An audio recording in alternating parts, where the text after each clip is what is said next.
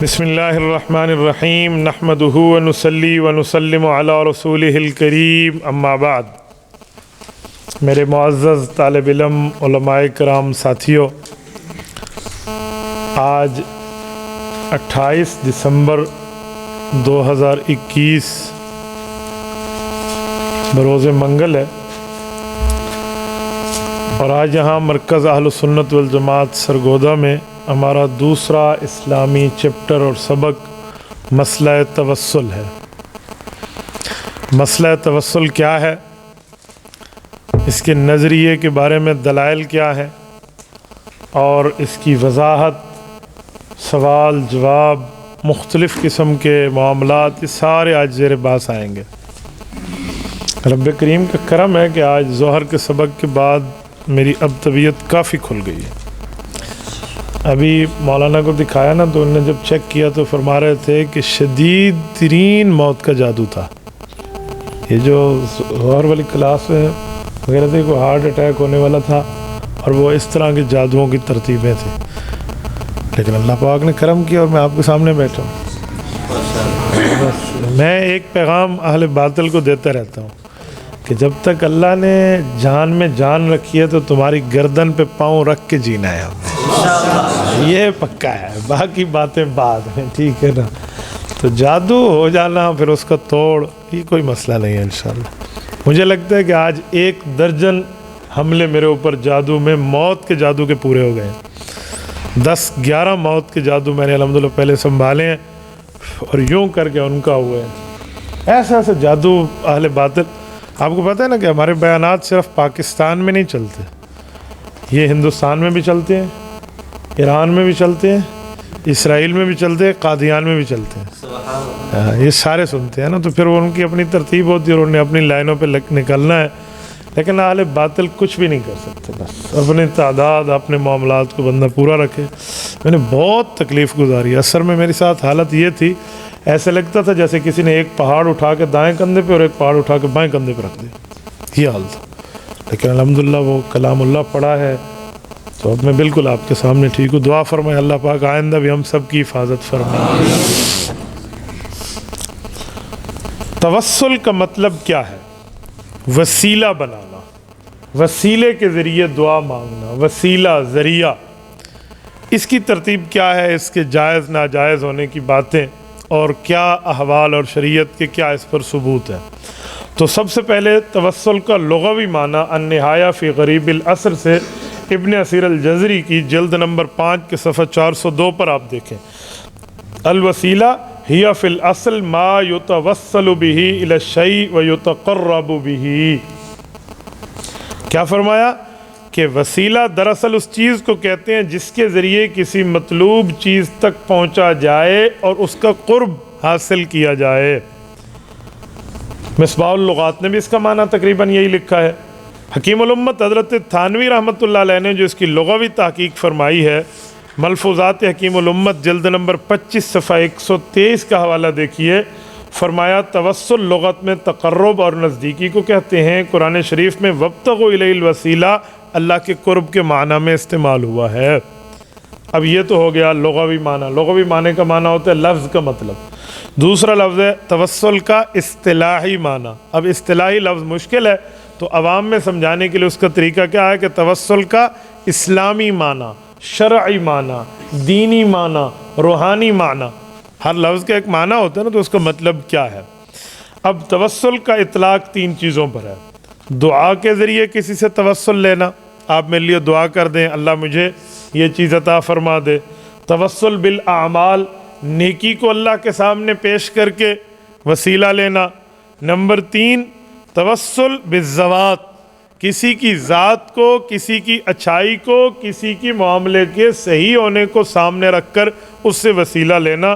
یہ 3 طرح کے توسل ہیں۔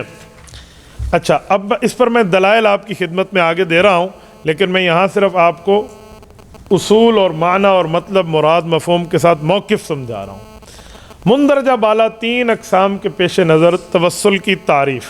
اب ذرا افادات متکلم اسلام ذرا یہ دیکھیے، حضرت استاد جی نے جو اس کو سارا جمع فرمایا ہے نا، اس کی ترتیب سنیے کہ شریعت میں توسل سے مراد اللہ تعالیٰ کا قرب حاصل کرنا ہے، چاہے وہ انبیاء، صالحین اور اولیاء سے دعا کروا کر اور ان کی شفاعت حاصل کر کے کیا جائے، یا ہر اس عمل سے کیا جائے جسے اللہ پسند فرماتے ہیں، جیسے اس کی عبادت کرنا، مثلا نماز پڑھنا، زکوٰۃ دینا، روزہ رکھنا، اور انبیاء و رسل کی اطاعت کرنا، یا انبیاء و صالحین کی جاہ، حرمت، برکت اور ان کے اللہ تعالیٰ پر حق ہونے والے الفاظ کے اس معاملے میں وسیلہ پیش کرنا۔ یہ دنیاوی زندگی میں بھی ہو سکتا ہے اور وفات کے بعد بھی ہو سکتا ہے۔ اب یہ وسیلہ سب مانتے ہیں دنیاوی زندگی تک، لیکن وفات کے بعد وسیلہ بعض لوگ اس میں ڈنڈی مارتے ہیں کہ جائز نہیں ہے۔ میں ان کی ساری ترتیبیں آپ کے سامنے رکھوں گا انشاءاللہ۔ سب سے پہلے اہل سنت والجماعت کا اس بارے میں مذہب کیا ہے۔ میں صبح کے سبق میں آپ حضرات کی خدمت میں عرض کر چکا ہوں کہ اہل السنہ دین نبی سے لینا، والجماعہ اس دین کی تشریح، تفسیر، وضاحت، ایکسپلینیشن کس سے لینا؟ پیغمبر کی جماعت سے لینا، یعنی حضور پاک دین دینے والے اور صحابہ کرام ہمیں دین سمجھانے والے ہیں۔ اب رسالت مآب علیہ الصلوۃ والسلام کی اس بات کو ماننے والے دنیا میں اہل سنت والجماعت 4 قسم کے لوگ ہیں۔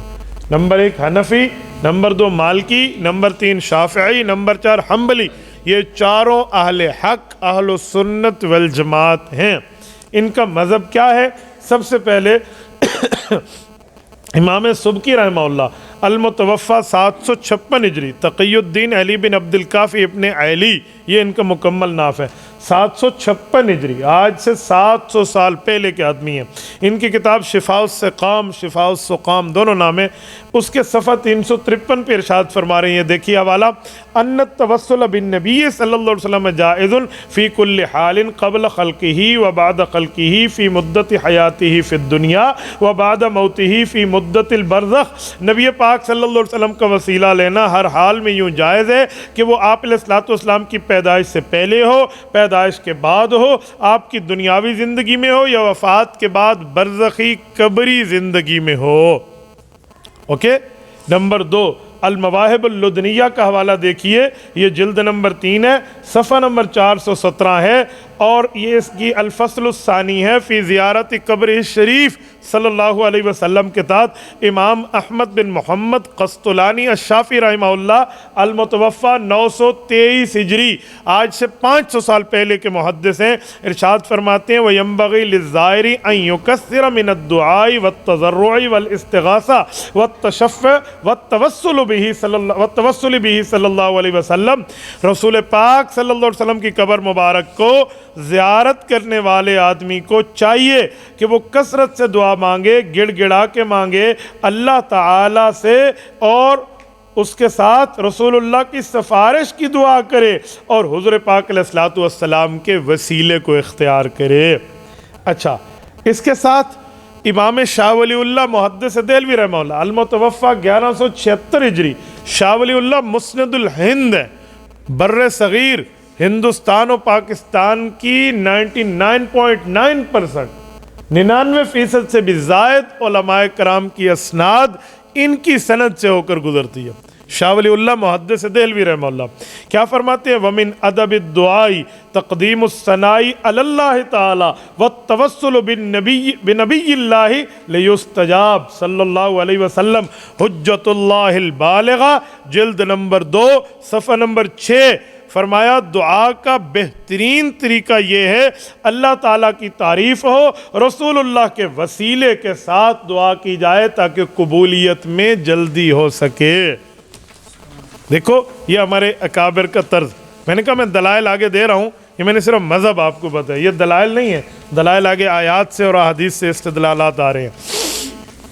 نمبر 4 علماء دیوبند کی پہلی اجماعی اتفاقی دستاویز المحند علی المفند میں تیسرے اور چوتھے سوال کے متعلق یہ بات موجود ہے۔ علماء دیوبند کا متفقہ مسلک، اور اس سوال جواب کے بارے میں پوری ترتیب ذرا ملاحظہ فرمائیں۔ یہ حوالہ آپ کے سامنے المحند علی المفند کی صفحہ 37 اور 36 پڑھ رہا ہوں۔ المحند علی المفند کا پورا نام کیا ہے آپ جانتے ہوں گے؟ بولیے۔ التصدیقات لدفع التلبیسات۔ اب سارے لاتے تو پہلے کیوں نہیں بولتے؟ کیا نام ہے؟ اوکے، یہ نام ہے۔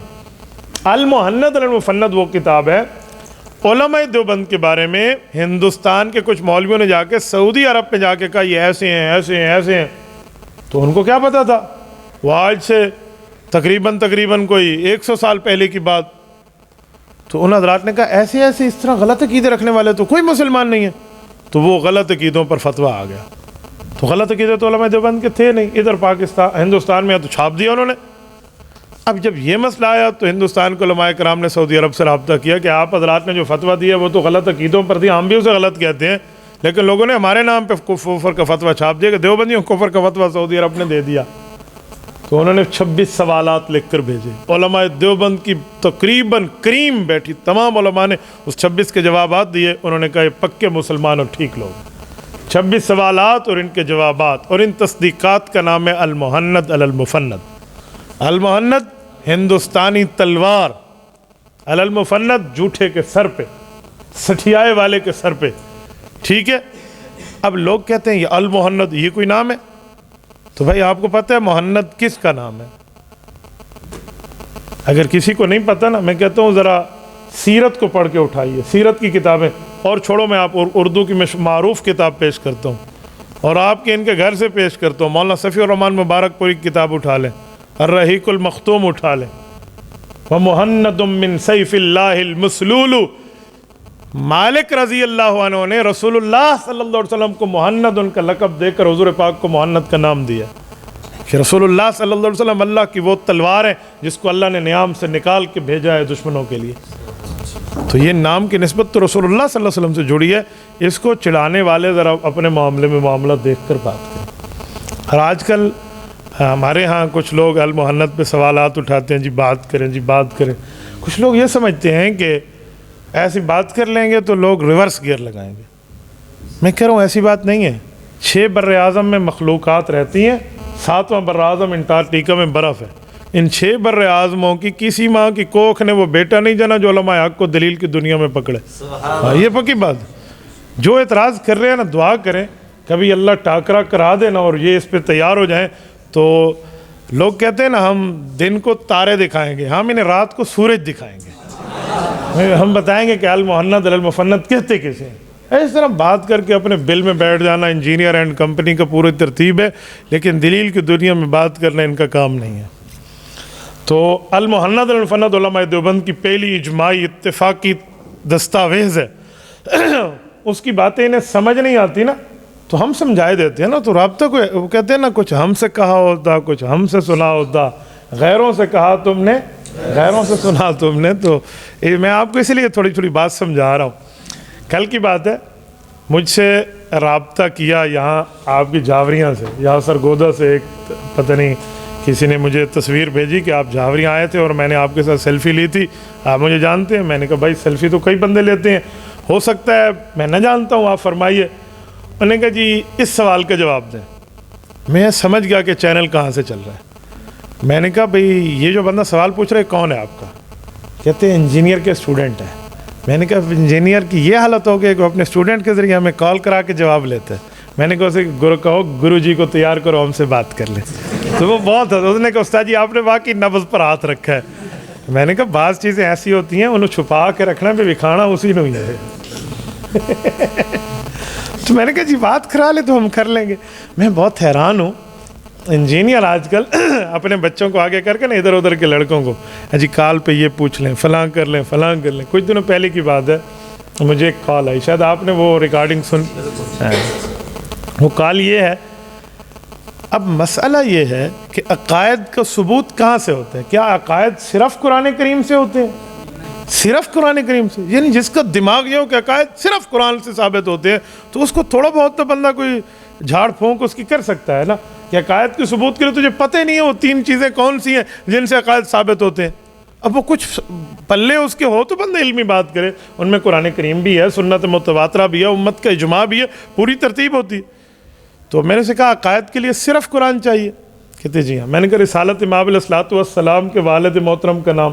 کہتے ہیں حضرت عبداللہ رضی اللہ عنہ۔ میں نے کہا حضرت عبداللہ حضور کے والد ہیں، اس پر آیت پڑھ دیں۔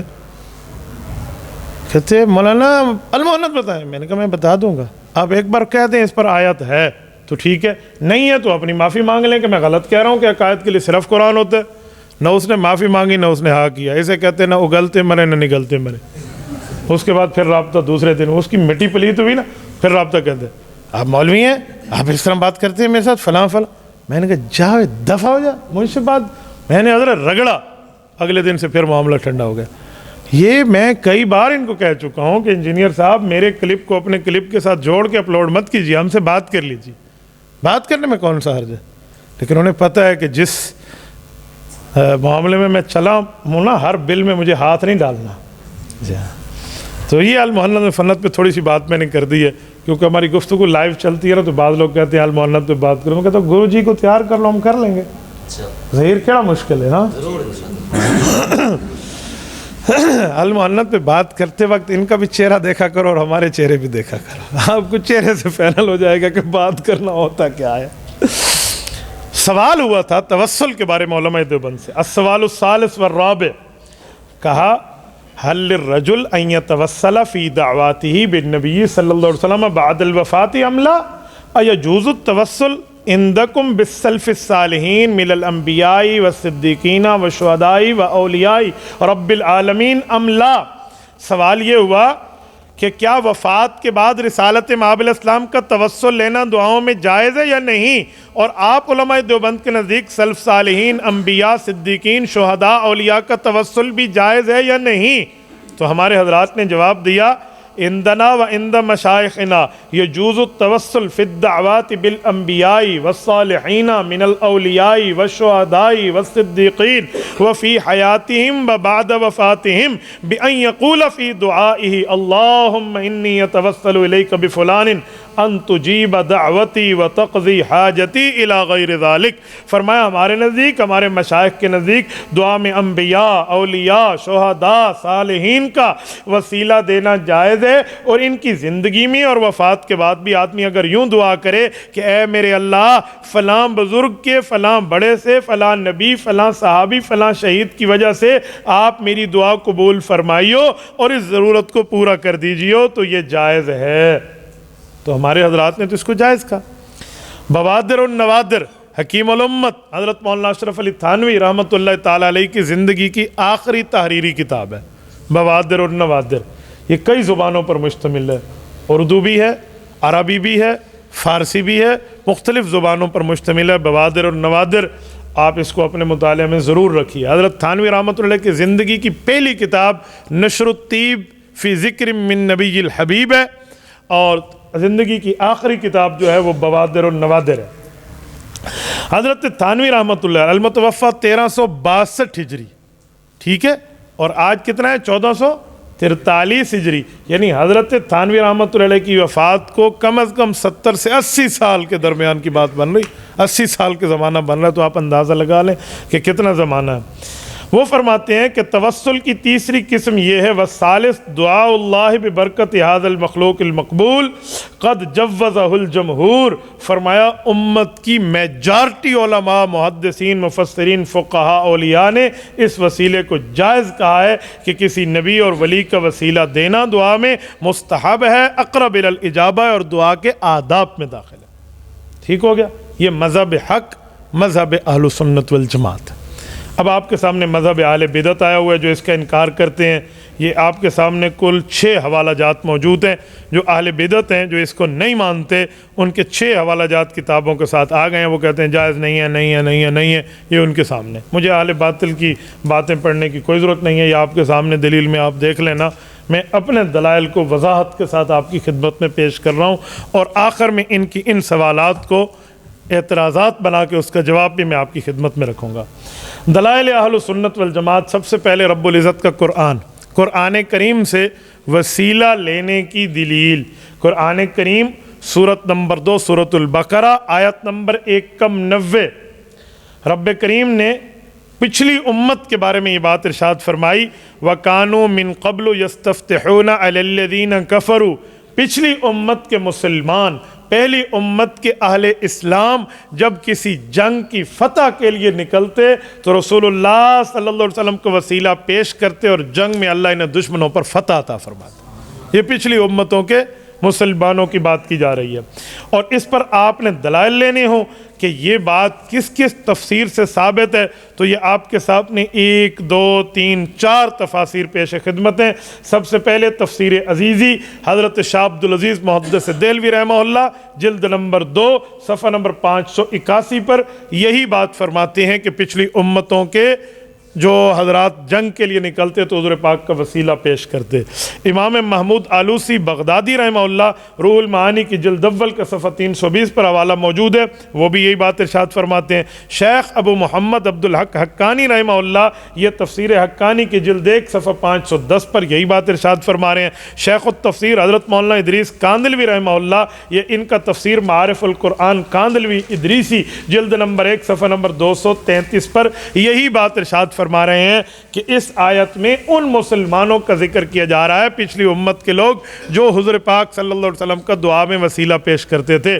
پچھلی امتوں کے لوگ جو مسلمان تھے اس زمانے کے، جن کو آج ہم یہود و نصارہ کہہ رہے ہیں، اس زمانے کے تو سچے مسلمان ہیں، تو انہیں قرآن کریم کہہ رہا ہے کہ اب تم حضور پاک کے ماننے پہ تیار کیوں نہ ہو، تم تو وہ لوگ ہو کہ تمہارے اکابرین کو جنگ میں فتح ہوئی ہے اس نبی پاک صلی اللہ علیہ وسلم کے وسیلے سے۔ اور یہ بات اللہ کا قرآن کہہ رہا ہے۔ کون کہہ رہا ہے؟ رب العزت کا قرآن کہہ رہا ہے۔ سورت نمبر 2 سورۃ البقرہ میں کہہ رہا ہے، آیت نمبر 90 میں کہہ رہا ہے وَكَانُوا مِن قَبْلُ يَسْتَفْتِحُونَ۔ اگر آپ کے ذہن میں صرف ہو، ابواب الصرف ہو، علم الصرف ہو، اور ثلاثی مزید کا 10واں باب استفعال ہو، تو آپ یستفتحون کا معنی نکال لیں گے کہ الف سین تا طلب کے معنی میں آتی ہے۔ قتل اور استقلال، کیا معنی؟ خرجہ استخرجہ، نکلا اور نکلے کی طلب، آ گیا قتل اور قتل کی طلب۔ تو وَكَانُوا مِن قَبْلُ فتح نہیں ہے، یستفتحون، یہ لوگ رسول اللہ صلی اللہ علیہ وسلم کے وسیلے سے فتح طلب کیا کرتے تھے۔ اب یہ قرآن کریم نے پیش کیا، یاد رکھیں قرآن کریم پچھلی امت سابقہ امم کا کوئی کام ذکر کرے اور اس پر قرآن رد نہ کرے تو وہ جواز کے لیے کافی ہے۔ غلط ہوتا ہے تو رب کریم رد فرماتے ہیں اس پر، غلط ہے یہ۔ مثلا پچھلی امتوں میں سے ایک بات قرآن کریم کا حوالہ دیتا ہوں، ان اللہ ثالث ثلاثہ، اللہ 3 ہے، یہ قرآن کریم کی آیت میں لکھا ہے، لیکن پچھلی امت کے غلط لوگوں کی بات ہے تو رب نے رد فرمایا، لقد کفر الذین قالوا ان اللہ ثالث ثلاثہ، رد کیا کہ کفار کی بات ہے۔ اگر یہ وسیلہ ناجائز ہوتا، رسول اللہ کا یہ وسیلہ غلط ہوتا، اور وسیلہ دینا ذات اقدس کا جائز نہ ہوتا تو رب کریم اس پر رد فرماتے، لیکن اللہ نے رد نہیں، مقام مدح میں بیان فرمایا، مقام تعریف میں بیان فرمایا، مقام ثناء النبی میں بیان فرمایا ہے کہ میرے پاک پیغمبر کا مقام، مرتبہ، حیثیت، ویلیو، درجہ، مقام یہ ہے کہ رسول اللہ صلی اللہ علیہ وسلم کے آنے سے پہلے تو تم انہی کے نام پر وسیلے مانگ کے فتح طلب کیا کرتے تھے، اور اللہ کے بندے آج اس نبی پر کلمہ پڑھ لو۔ یہ رسول اللہ کے مقام مدح ہے، تو قرآن کریم نے اس کو جائز کے حد تک بات کی ہے۔ ٹھیک ہے، جواز تو ہم جائز ہی کہہ رہے ہیں، کہ وسیلے کو فرض تھوڑی کہہ رہے ہیں کہ آپ ہم سے اس طرح کے دلائل اور ڈیمانڈڈ دلائل مانگیں، یوں نہیں ہے، جتنی دلیل آ گئی ہے اس سے مسئلہ اور جواز ثابت ہو جاتا ہے۔ اچھا، یہ چاروں حوالے میں نے آپ کو دے دیے۔ اب جب ہم یہ دلیل پیش کرتے ہیں کہ وسیلے پر، اب فوراً اس پر سوال آتا ہے، بلکہ اعتراض آتا ہے، اس آیت سے توسل ثابت ہو رہا ہے، یہ تو یہود کا طریقہ تھا۔ کیا تھا؟ یہود کا طریقہ تھا۔ تو انہیں کہنا یہ یہود کون ہے؟ یہودی وہی جو حضرت موسیٰ کے حبدار یا حضرت موسیٰ کے غدار، کہتے حضرت موسیٰ کے حبدار تھے، اسی لیے تو حضور پاک کی دعا مانگ رہے تھے، موسیٰ علیہ السلام کے ساتھ چل کے جہاد پہ جا رہے تھے۔ تو میں نے کہا جو موسیٰ علیہ السلام کا حبدار ہو تو اس کا غدار کیوں بنا ہوا ہے؟ یا تو وہ یہودی حضرت موسیٰ کا دشمن ہو، پھر بات کر، وہ تو حضرت موسیٰ کے لیے خون پیش کر رہا ہے ان کی شریعت کے دفاع کے لیے، تو یہ کیوں کہتے ہو؟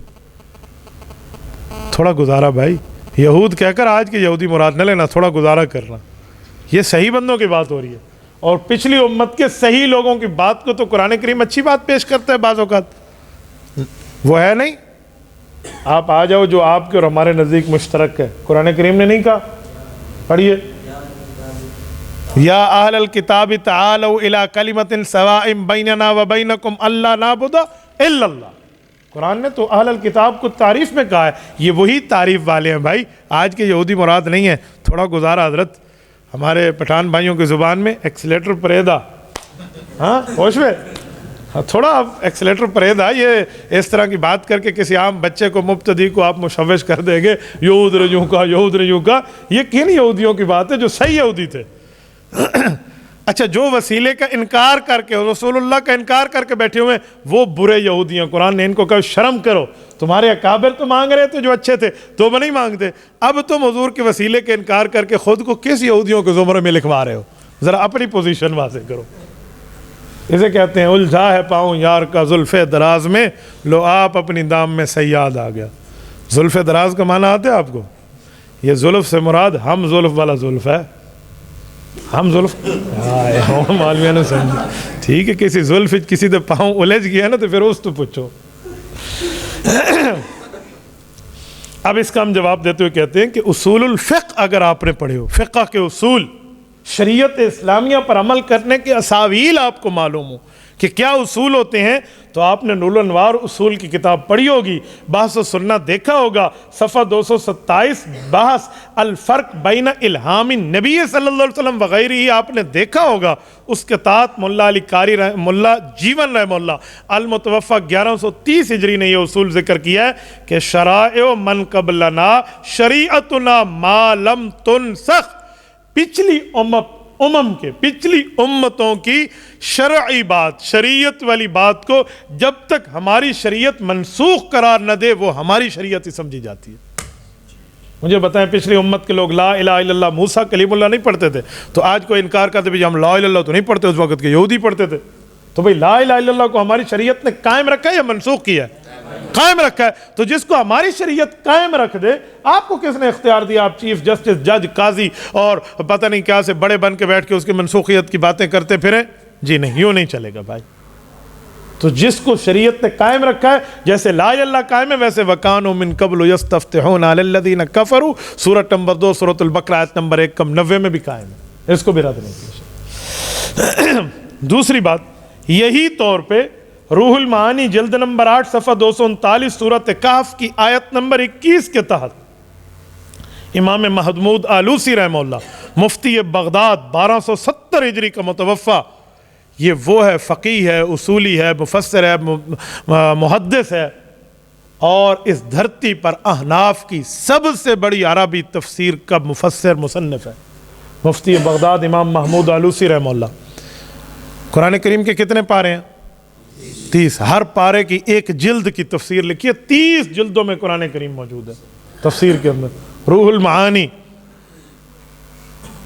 فی تفسیر القرآن العظیم و سبع المثانی، یہ صورت اٹھائیے، سورۃ کہف آیت نمبر 21 کے تحت ملا اس میں محمود آلوسی رحمہ اللہ کیا فرماتے ہیں، پڑھ لیجئے، حوالہ آپ کے سامنے۔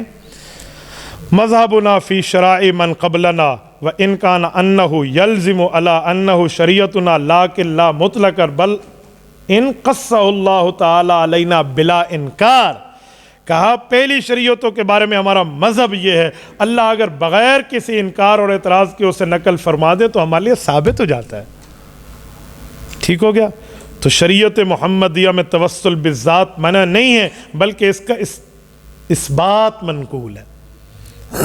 آگے چلیے، جواب نمبر 2، ہم نے کہا کہ اگر یہی بات ہے، توجہ ذرا، یہ منہ مانگی موت ہے منکر کو، کہ یہود کا کام تھا نہ کریں، پچھلی شریعت کا مسئلہ تھا چھوڑ دیں، انہیں کہ پتر ذرا آپ سینہ سنبھال کے بیٹھنا، اب میں آپ سے ایک بات پوچھ رہا ہوں، چھوڑ دیں یہود کا کام؟ جی ہاں، اچھے برے کی تمیز چھوڑ کے میں پوچھ رہا ہوں، تم کہتے ہو وسیلہ اعمال کا جائز ہے، یہ کہتے ہیں ذات کا نہ دو، نماز کا دے دو، روزے کا دے دو، اعمال کا جائز ہے، سب کہتے ہیں جو ذات کا انکار کرتے ہیں، انہیں کہیں اعمال کا وسیلہ بھی یہودی دیا کرتے تھے، حدیث الغار میں نہیں ہے؟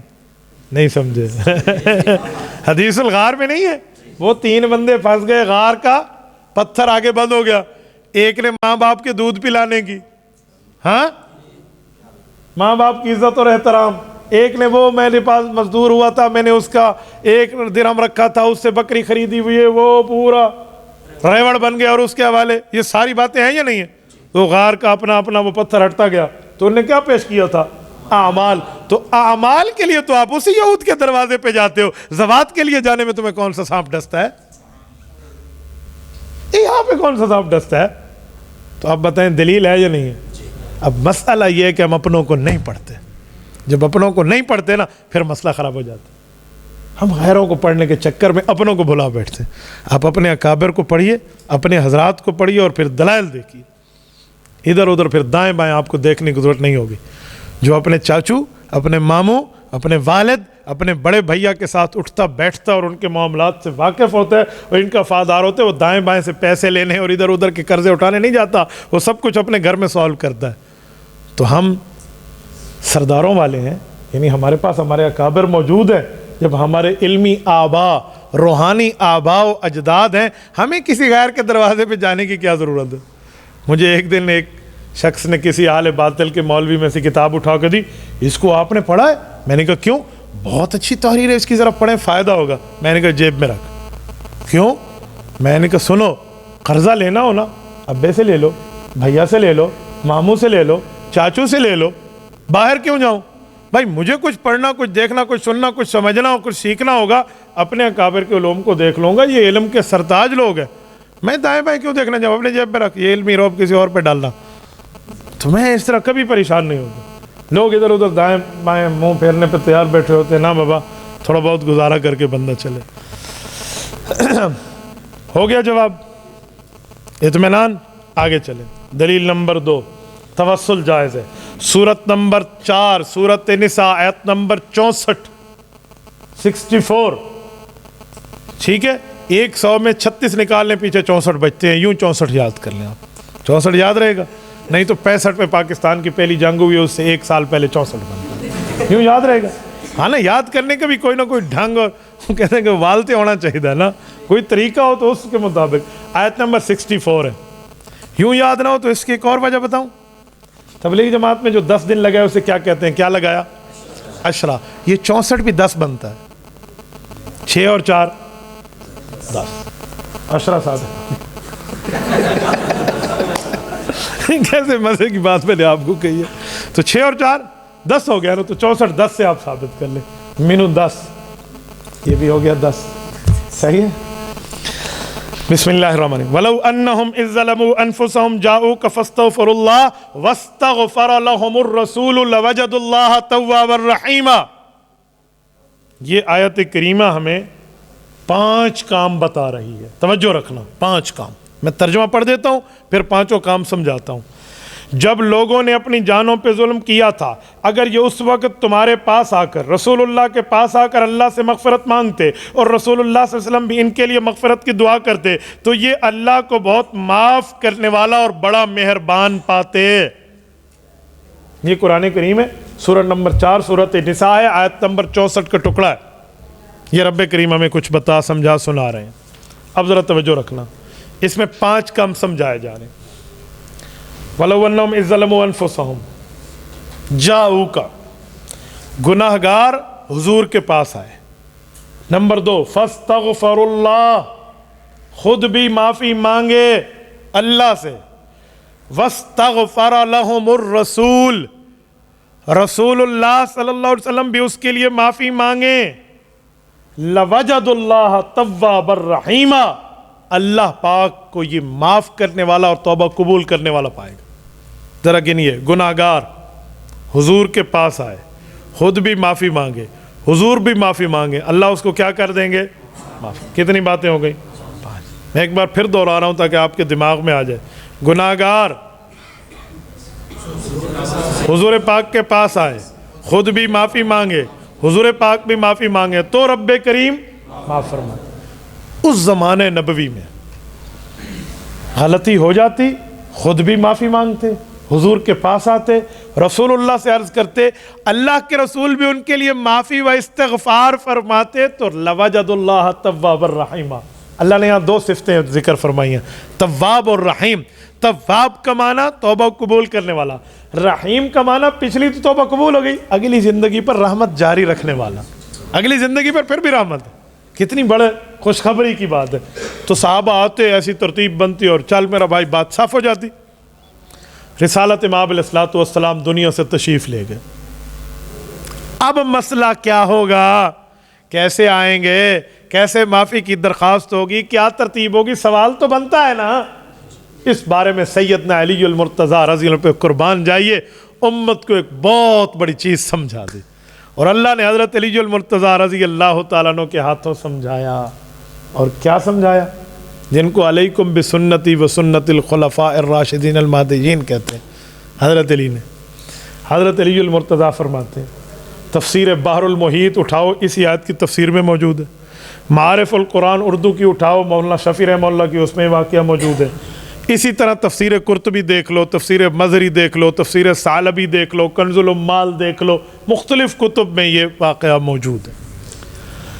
حضرت علی فرماتے ہیں دیہات سے ایک دیہاتی آیا ہے، یعنی جب مدینہ طیبہ وہ آیا، اب میں سمجھانے کے لیے کہہ رہا ہوں، تو پریشان سا ہو گیا کہ رسالت امام علیہ السلام دنیا سے رخصت ہے، اور یہاں ہر بندہ مجھے اجنبی لگ رہا ہے۔ یار حضور پاک کا دنیا سے رخصت ہو جانا اور رسول اللہ کی وفات حسرت آیات ہونا کوئی کم بات تو نہیں ہے۔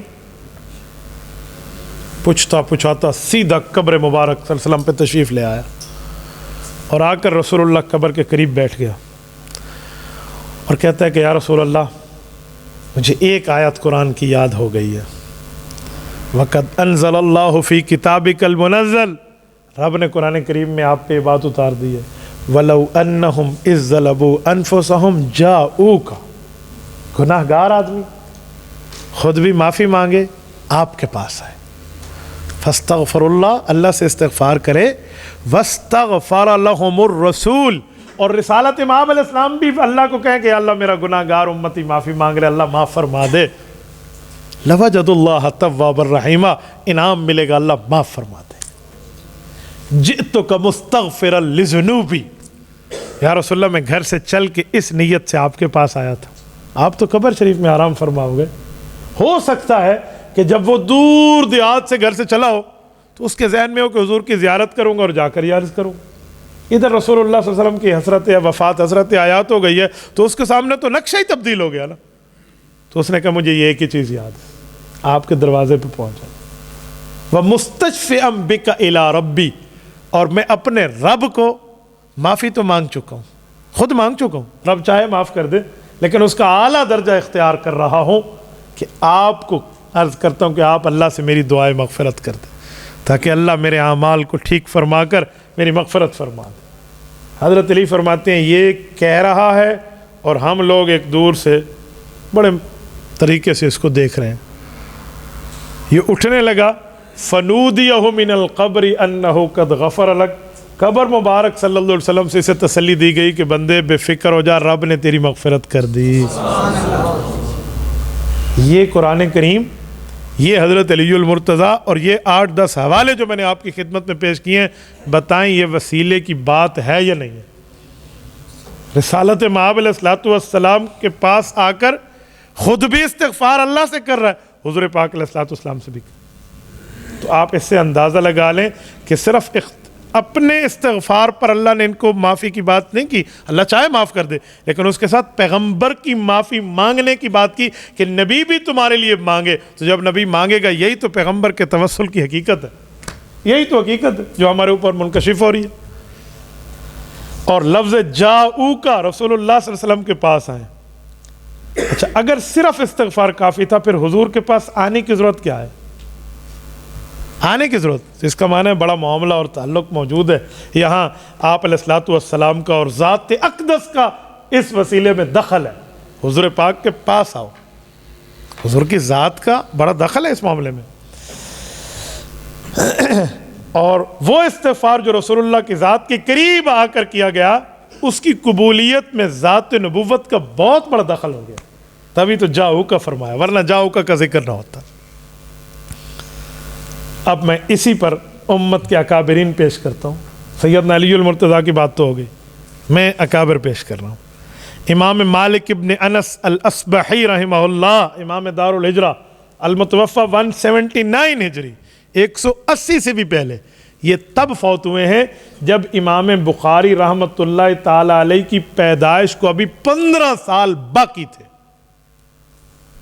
امام بخاری المتوفی 194 ہجری، یہ 180 سے بھی 1 سال پہلے ہے، 80 کر لیں تو 90، 10 سال، اور 4 سال 14 اور 81 سے ایک کم ہے تو 15.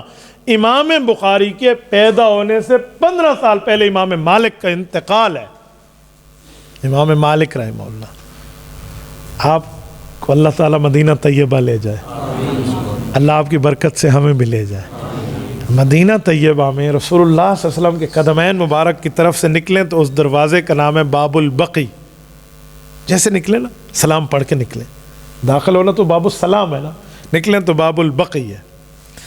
باب البقی نکلیں, سامنے گیٹ ہے, گیٹ نمبر 38. یہ جنت البقی کی طرف راستہ جاتا ہے. جنت البقی جائیے, قدمین مبارک کے بالکل محاذات میں امام مالک رحمہ اللہ کی قبر ہے, ساتھ امام نافع رحمہ اللہ کی قبر ہے.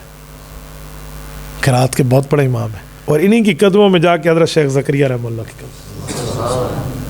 میں تو اسی ترتیب پر ہی فاتحہ پڑھتا ہوں, یقین مانے وہاں جا کے. امام مالک ابن انس جیسا آدمی, یار میں ان کی کیا صفات بیان کروں, میری زبان تھک جائے لیکن ان کی صفت پوری نہ ہو. امام مالک کوئی عام آدمی نہیں ہے, بہت بڑا حدیث رسول کا اتنا ادب تھا. ایک شاگرد کہتے ہیں امام مالک رحمہ اللہ ہمیں حدیث پڑھا رہے ہیں اور چہرہ وجہہ یتلون, چہرے کا رنگ بدل رہا ہے. سارا مجمع اٹھ کے چلا گیا. جب پڑھ لیا سبق ختم ہو گیا, بچے کا آؤ ذرا کمر سے کپڑا ہٹا کر کہا دیکھو کیا ہے, تو ایک بچھو 16 جگہ ڈنگ مار چکا تھا. کہ میں رسول اللہ کے ساتھ قبر اطہر کے ساتھ بیٹھ کے درس حدیث دے رہا ہوں, حضور کی باتیں سنا رہا ہوں, مجھے حیا آتی ہے کہ پیغمبر کے ساتھ بیٹھ کے اس طرح بے ادبی کا اظہار کرو, ہو کیا ہو گیا فلاں. مجھے حضور پاک کی حضرت کا خیال ہے یہاں موجودگی کا. یہ امام مالک ابن انس الاصبہی ہے. حدیث پاک میں ہے کہ مدینہ طیبہ میں ایک عالم آئے گا اور لوگ دور دور سے اونٹوں کو تھکا کے سفر کر کے آئیں گے اور ان کو مدینہ طیبہ کا بڑا عالم ملے گا. اس سے مراد امام دار الہجرہ امام مالک ابن انس الاصبہی رحمہ اللہ. اور جب فتویٰ دیتے تھے دلائل کی بنیاد پہ تو ڈٹ جاتے تھے. دنیا کی کوئی طاقت امام مالک کو جھکا نہ سکتی تھی. ایک مرتبہ بادشاہ وقت, یہ غالباً ابو جعفر کی بات ہے, جب یہ آیا اور امام مالک کا فتویٰ اس کے فتوے کے خلاف تھا تو اس نے امام مالک رحمہ اللہ کے ساتھ کیا سے کیا نہیں کیا, منہ کالا کرایا, گدھے کی سواری پہ بٹھا کے مدینہ کی گلیوں میں گھمایا. تو امام مالک اس کو اپنے لیے ذلت نہیں فخر سمجھتے تھے, اور چوک پہ جب وہ سواری ٹھہرتی تو لوگوں کو جمع کر کے کہتے من کان یعرفنی فیعرفنی ومن لم یعرفنی فیعرف انا مالک ابن انس.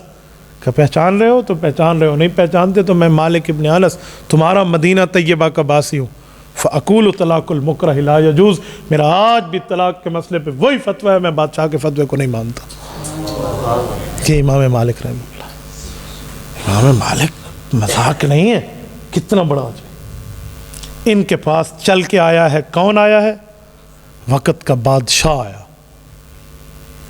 اور آ کر ایک مسئلہ پوچھا مسجد نبوی میں. کہ میں آپ کے سامنے الشفاء بتعریف حقوق المصطفیٰ پڑھ رہا ہوں. اور آ کر مدینہ طیبہ میں مسجد نبوی میں امام مالک سے سوال کر رہا ہے. کہا استقبل القبلۃ ادعو ام استقبل رسول اللہ صلی اللہ علیہ وسلم. کہا امام مالک مجھے مسئلہ بتائیے, میں نے دعا کرنا ہے, مجھے دعا کرنی ہے, میں قبلے کے رخ پہ دعا کروں, ہاتھ اٹھا کر دعا کر رہا ہوں, یا رسول اللہ کی قبر مبارک کی طرف ٹھہروں.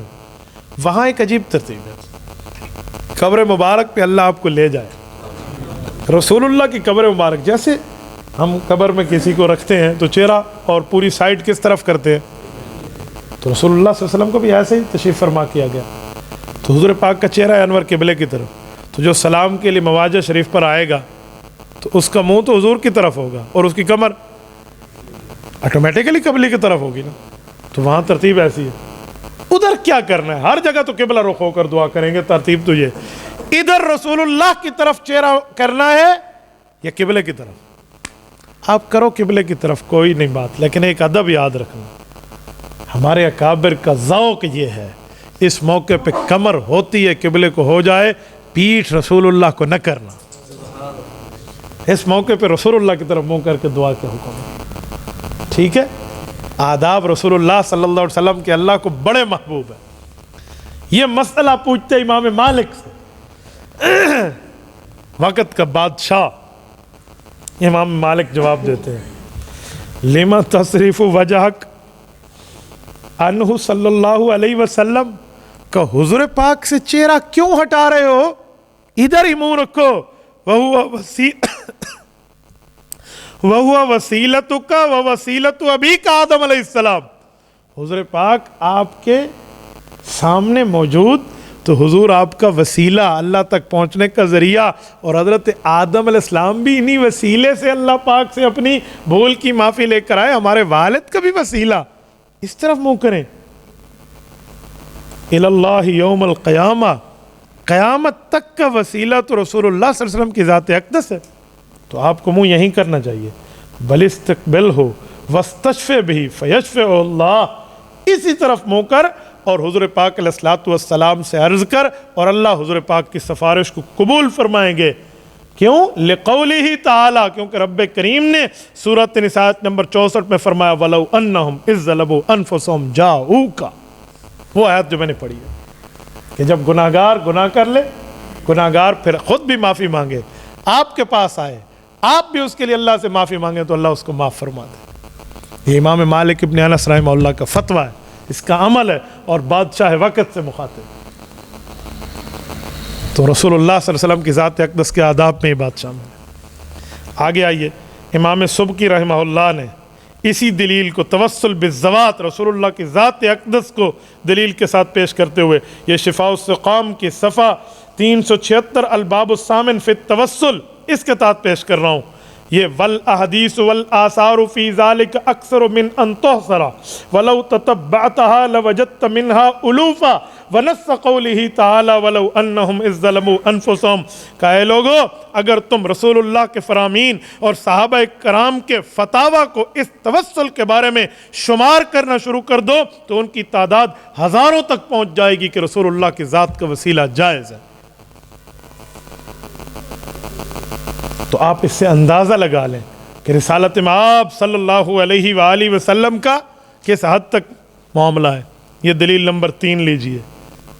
میں دلائل اس پر کئی آپ کے سامنے پیش کر رہا ہوں. یہ دلیل آپ کے سامنے موجود ہے، میں نے 2 دلیلیں لکھوا دی ہیں قرآن کریم سے. دلیل نمبر 3 بھی آپ کے سامنے آ گئی، اور یہ دلیل آپ کے سامنے یہ سورۃ المائدہ آیت نمبر 35 کی ہے، اسے بھی پڑھ لیجئے. دلیل نمبر 4 پہ آئیے، سورۃ انفال آیت نمبر 33 کی ہے. یہ بھی صحیح روایت سے امام ترمذی رحمہ اللہ المتوفیٰ 279 ہجری. امام ترمذی کا انتقال امام مالک کے انتقال کے پورے 100 سال بعد ہے. وہ 179 ہجری، یہ 279 ہجری. یہ امام ترمذی رحمہ اللہ کا استدلال. دلیل نمبر 5 میں آ جائیے، حضرت عمر رضی اللہ عنہ کی بات. یہ اہم ہے، اس کو میں تھوڑا سا آپ کی خدمت میں ٹچ کر رہا ہوں، توجہ رکھنا. صحیح بخاری جلد نمبر 1 صفحہ نمبر 137 باب سؤال الناس الامام الاستسقاء اذا قطعہ کے تحت امام بخاری رحمہ اللہ حضرت عمر ابن خطاب رضی اللہ عنہ امیر المؤمنین وقت کی بات کو لے کر آئے ہیں. آپ کچھ بات کر رہے ہیں؟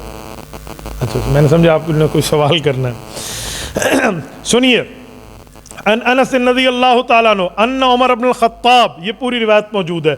کیا ہے؟ حضرت انس فرماتے ہیں رسول اللہ صلی اللہ علیہ وسلم کے صحابی حضرت عمر رضی اللہ تعالیٰ نے یہ کام فرمایا. کیا کہ جب لوگ قحط میں مبتلا ہوتے تو عمر ابن خطاب رضی اللہ عنہ حضرت عباس بن عبد المطلب کے وسیلے سے دعا کرتے اور فرماتے ہیں اللہ ہم تیرے پاس تیرے نبی پاک صلی اللہ علیہ وسلم کا وسیلہ لے کر آتے تھے تو تو ہمیں پانی سے سیراب کر دیتا تھا. اب ہم لوگ نبی پاک صلی اللہ علیہ وسلم کے چاچا حضرت عباس رضی اللہ عنہ کا وسیلہ لے کر آئے ہیں، ہمیں بھی سیراب کر دیجئے. راوی بیان فرماتے ہیں کہ لوگ سیراب کیے جاتے اور بارش ان پر آ جایا کرتی تھی. یہ حضرت عمر رضی اللہ تعالیٰ عنہ کی بات صحیح بخاری میں. تو حضرت عباس کو حضرت عمر وسیلے کے طور پہ پیش کر رہے ہیں. اب وسیلہ تو ثابت ہو گیا، لیکن نہ ماننے والا جو کہے نا میں نہ مانوں، اس کے پاس 100 قسم کے ڈھکوسلے ہوتے ہیں. وہ کہتے ہیں جی حضرت عباس کا دیا حضور کا نہیں دیا. تو پہلے تو انہیں دستخط کروا لو کہ چلو حضرت عباس کا دینا جائز ہے. آج کل دے سکتے ہیں حضرت عباس کا؟ پوچھیں اسے، یہ ادھر بھی نہیں آئیں گے. تو پھر تمہیں حضرت عباس اور باقیوں کے فرق کرنے کی کیا حاجت؟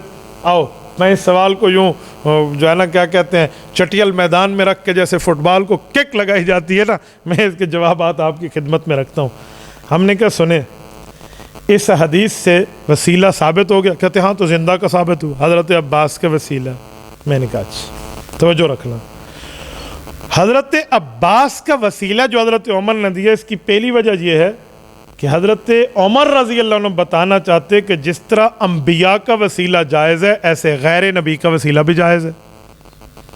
نمبر 2، حضرت عمر رضی اللہ تعالیٰ عنہ اہل بیت سے اپنی محبت بتا رہے ہیں کہ ہم صرف ذات رسالت کا وسیلہ نہیں دیتے بلکہ ہم اہل قرابت رسالہ کا وسیلہ بھی دیتے ہیں، تو اپنے اہل بیت سے پیار بتا رہے ہیں۔ نمبر 3، یہ بتا رہے ہیں حضرت عمر کہ جیسے انبیاء کا وسیلہ دو رب کی رحمت آتی ہے، حضور پاک کی اہل بیت کا وسیلہ دو تب بھی رحمت آتی ہے۔ حضرت عمر رضی اللہ عنہ یہ بتا رہے ہیں، وہ کیا ہے؟ اب ذرا یہ سمجھی، اس کو میں تھوڑا تفصیل دے رہا ہوں۔ وہ کیا ہے؟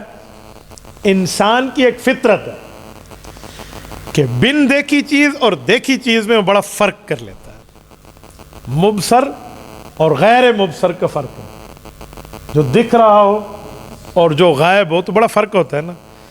تو مبصر پہ دکھنے والی چیز پہ، مرئی چیز پہ ہم بڑے مطمئن ہوتے ہیں، اور جو نظر نہ آ رہی ہو اس پر مطمئن تو ہوتے ہیں لیکن ایمانی طور پہ، جسمانی طور پہ بہت کم۔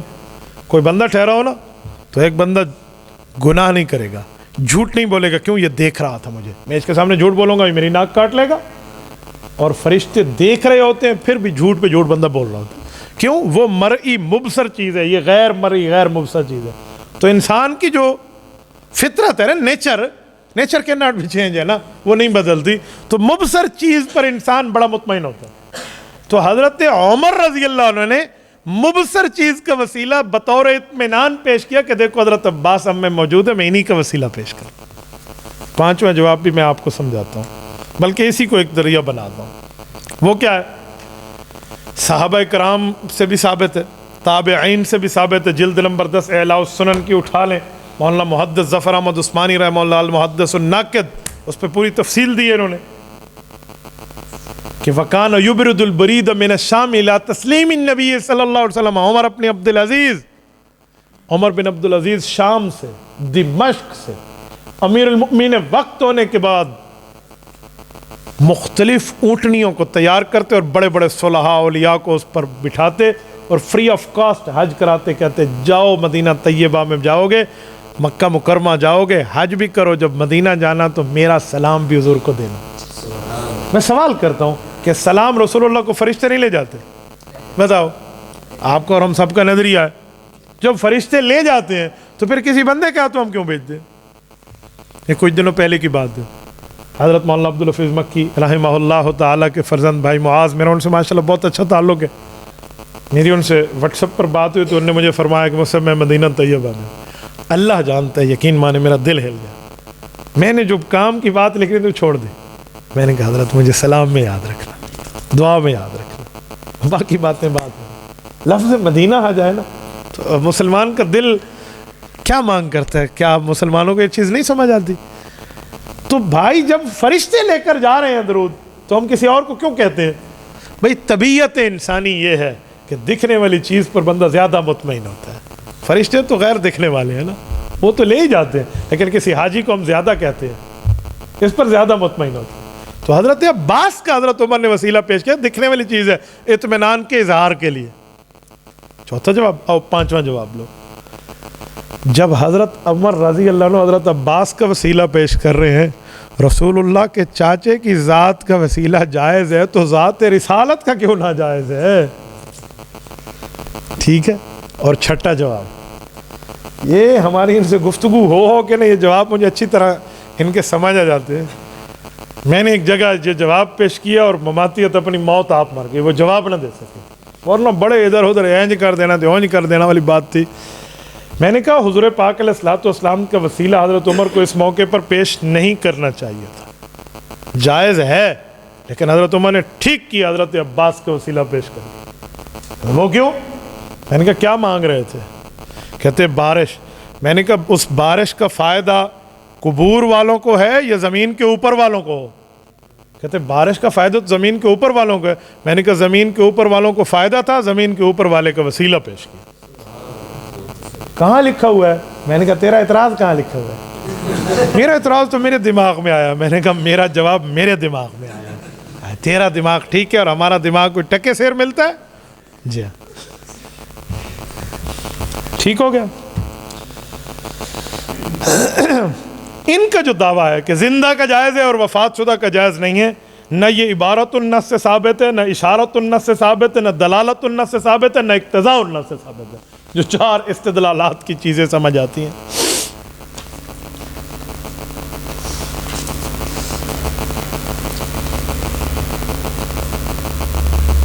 حضرت عمر رضی اللہ تعالیٰ عنہ کا یہ قول کا مطلب کہ ہم 61 والے سال تک حضور کی ذات کا وسیلہ دیتے آئے ہیں, اس میں حضور پاک کی دنیا والی زندگی اور وفات کے بعد قبر والی زندگی دونوں زمانہ شامل ہو رہا ہے, لہذا توسل بالاحیاء بھی اور بالاموات بھی اس سے بدرجہ اولا ثابت ہو رہا ہے.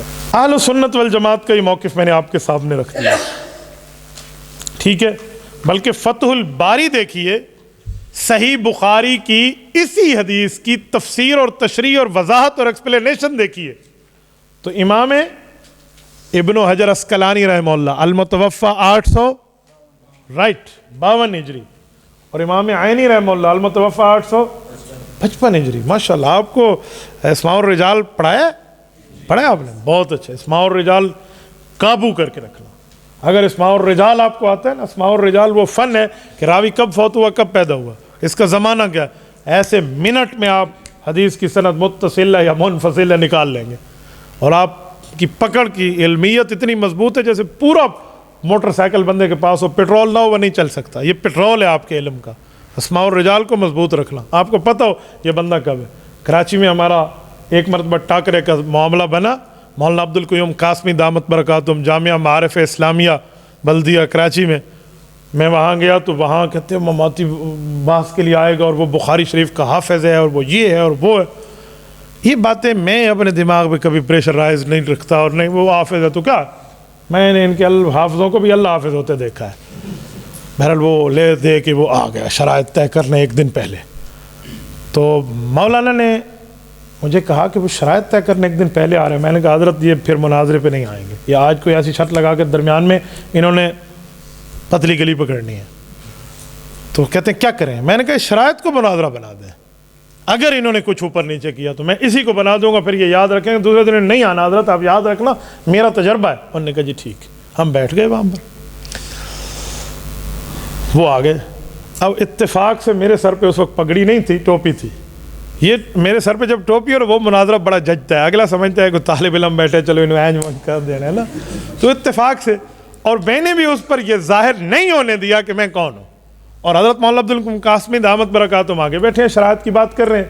میں نے کہا تھا حضرت اگر اس نے کوئی درمیان میں کوئی ڈرامے بازی کی نا, میں گھس آؤں گا اور میں آپ کو کہوں گا استاد جی ایک منٹ بیٹھیں ذرا مجھے بات کرنے دیں, تاکہ اسے شک نہ ہو کہ یہ کون ہے, پھر میں اس کو دیکھوں گا. وہ خود مناظر آیا ہوا تھا, میں ساتھ بیٹھ گیا, وہ ادھر کمرے میں, اور وہ بحث چل رہی ہے. بحث چلتی چلتی مولانا عبد القیوم قاسمی بھی چڑھ چڑھ کے آ رہا ہے. بات شرائط طے کرنے کی ہے, انسانیت سے کرو, زبان صحیح استعمال کرو, سنجیدگی سے بات کرو. لیکن ایسا نہیں. جب میں نے دیکھا نا کہ ان کے لڑکے ویڈیو پہ موبائل اور ادھر ادھر نکالے ہوئے ہیں, بس پھر مجھ سے صبر نہیں ہوا. میں نے عابد کریمی کو میں نے کہا دروازہ کھلوا اور مجھے لے جان دے. انہوں نے کہا استاد جی کیا کرتے, میں نے کہا جانے تو دے, تو اگلا کام دیکھنا کہ ہوتا کیا ہے. میں وہاں جا کر درمیان میں ایسے کر کے بیٹھ گیا. میں نے کہا استاد جی ذرا خاموش. اس نے سمجھا مولانا عبد القیوم قاسمی کے مدرسے کو کوئی طالب کہا تیرے ساتھ بات نہیں کرنی ہم نے. میں نے کہا میں نے کرنی ہے تیرے ساتھ. تو انہوں نے کہا ایک منٹ. میں نے کہا استاد جی آپ خاموش, بولیے کیا بات ہے. اس نے سمجھا نہیں ادھر کہ میرے ساتھ ذرا خیال سے بات کرنا, میں نے صحیح بخاری کو حفظ کیا ہوا. میں نے کہا پھر کیا ہو گیا, کیا ہو گیا, پھر کیا ہوا, پھر صحیح بخاری حفظ ہو جائے تو تیرا عقیدہ سچا ہو جائے گا. کس نے کہا. اب وہ کہتے ہیں نا ایک مرتبہ کسی بے وقوف سے غلطی ہو جائے نا وہ پکڑا جاتا ہے. وہ اگر فساد کی نیت سے نہ آیا ہوتا تو شرائط پہ بات کرتا, تو پھٹا ڈالنے آیا تھا. تو اس نے مجھے کہا عقیدے کے ثبوت کے لیے مجھ سے بات کرتے ہو. دل سے میں یہی چاہ رہا تھا کہ ایک دفعہ اس لائن پہ آئے. میں نے کہا جی میں کرتا ہوں, آؤ بسم اللہ شروع کرو. میں نے ادھر ادھر درمیان میں باتیں ہٹا دی, بات شروع کر. اب جب اس نے بات شروع کی نا, مجھے کہتا ہے عقیدے کے ثبوت کے لیے اللہ کا قرآن, رسول اللہ کا فرمان, صحابہ کا اجماع, خیر القرون پیش ہوگا, باقی نہیں ہوگا. میں نے کہا ٹھیک ہے اوکے طے ہو گیا, اگلی بات کرو. ہو گیا خیر القرون قرنی ثم الذین یلونہم ثم الذین یلونہم. حضور پاک کا دور سن 10 ہجری پہ ختم، صحابہ کا 110 پہ، تابعین کا 210 پہ، 210 ہجری تک پیش کرنے. جی ٹھیک ہے. اب میں اسماء الرجال پہ آپ کو سمجھا رہا ہوں. جب یہ بات طے ہوئی نا اور اس پہ بحث کرنے لگا اور ہمارے عقیدے کو المحنت کو بدعی بنانے لگا، مجھے کہتے ہیں امام ابن کثیر رحمۃ اللہ علیہ نے یوں فرمایا. اب ہمارے اوپر چڑھائی کر رہا ہے. میں نے یوں ہاتھ پکڑا، میں نے کہا مولانا بخاری کی حافظ، ایک منٹ. امام ابن کثیر المتوفا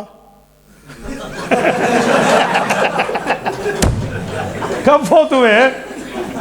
بولیے. 774 ہجری. اور خیر القرون کب ختم ہو رہا ہے؟ 210 ہجری. میں نے کہا اوئے 500 سال دا ٹپا مارے تو، 500 سال بعد کا بندہ تو لے کر آئے.